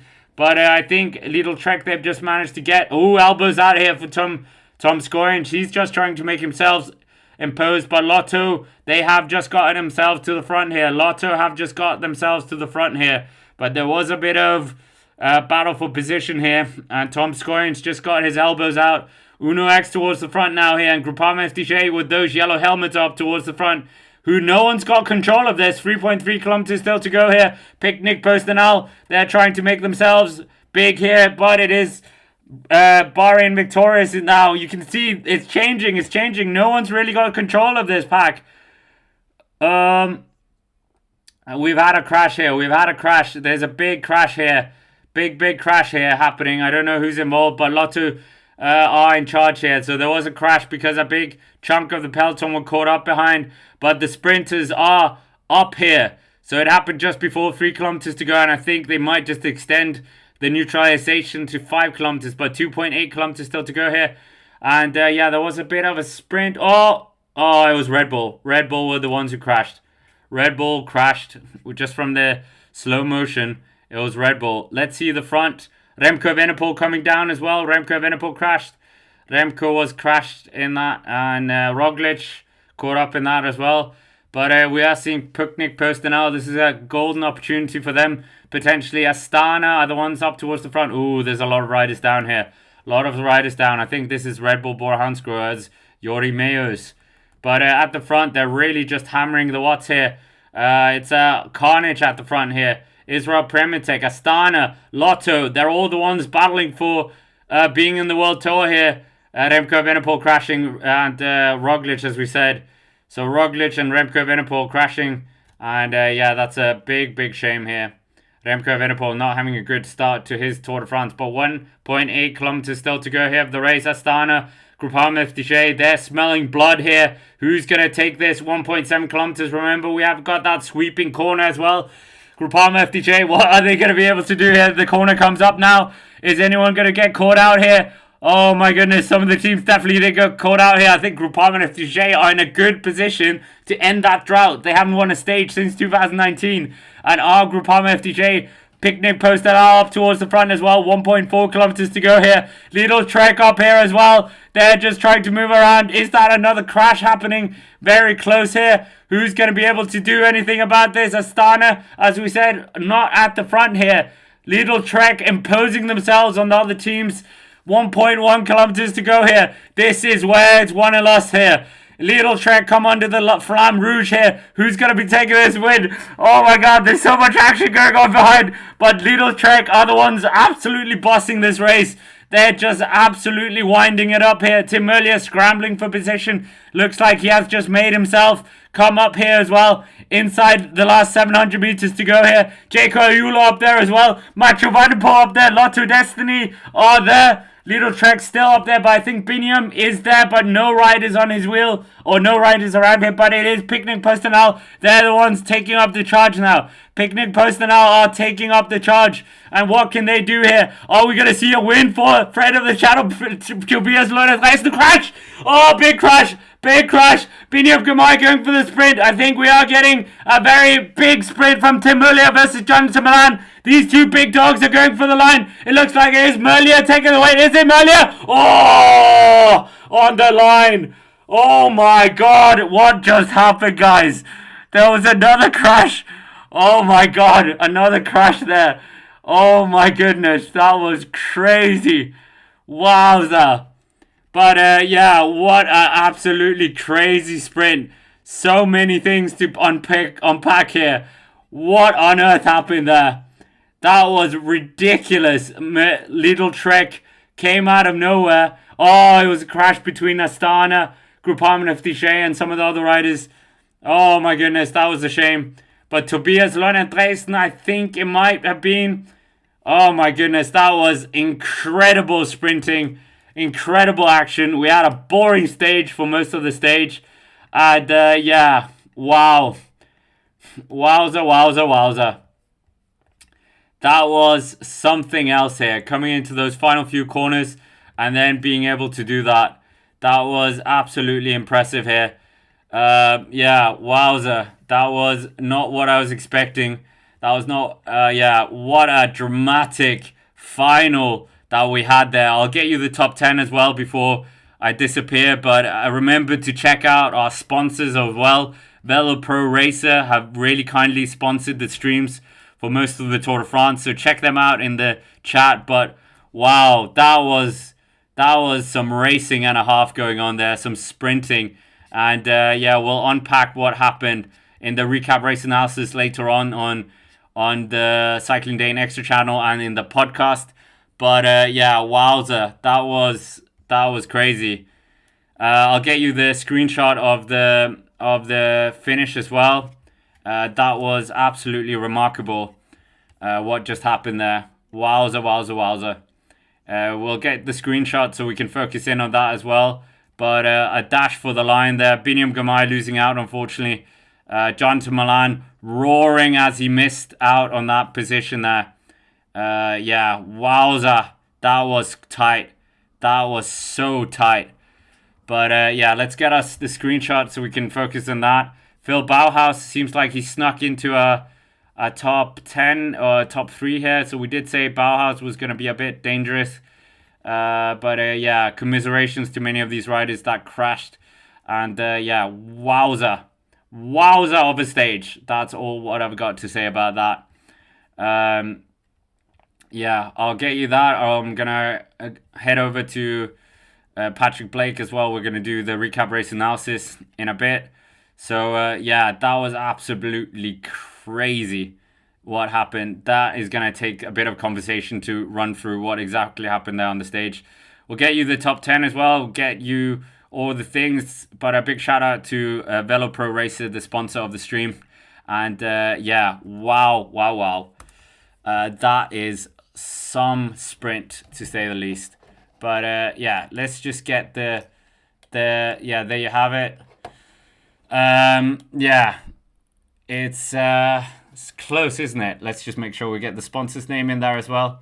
But yeah, very, very close between them. And yeah, I'm sure Patrick and I, we'll have a good conversation about what exactly happened in that sprint. That was absolutely incredible. Absolutely incredible. But yeah, do come along to the podcast later on or on the Cycling Day Extra. We'll have that up available for everyone. And I'm sure you're all keen to hear what Patrick and I can dissect from this. But anyways, with that, that's basically it for this stage. Smash the like button and head over to the Cycling Day Extra or on the podcast. We are looking forward to see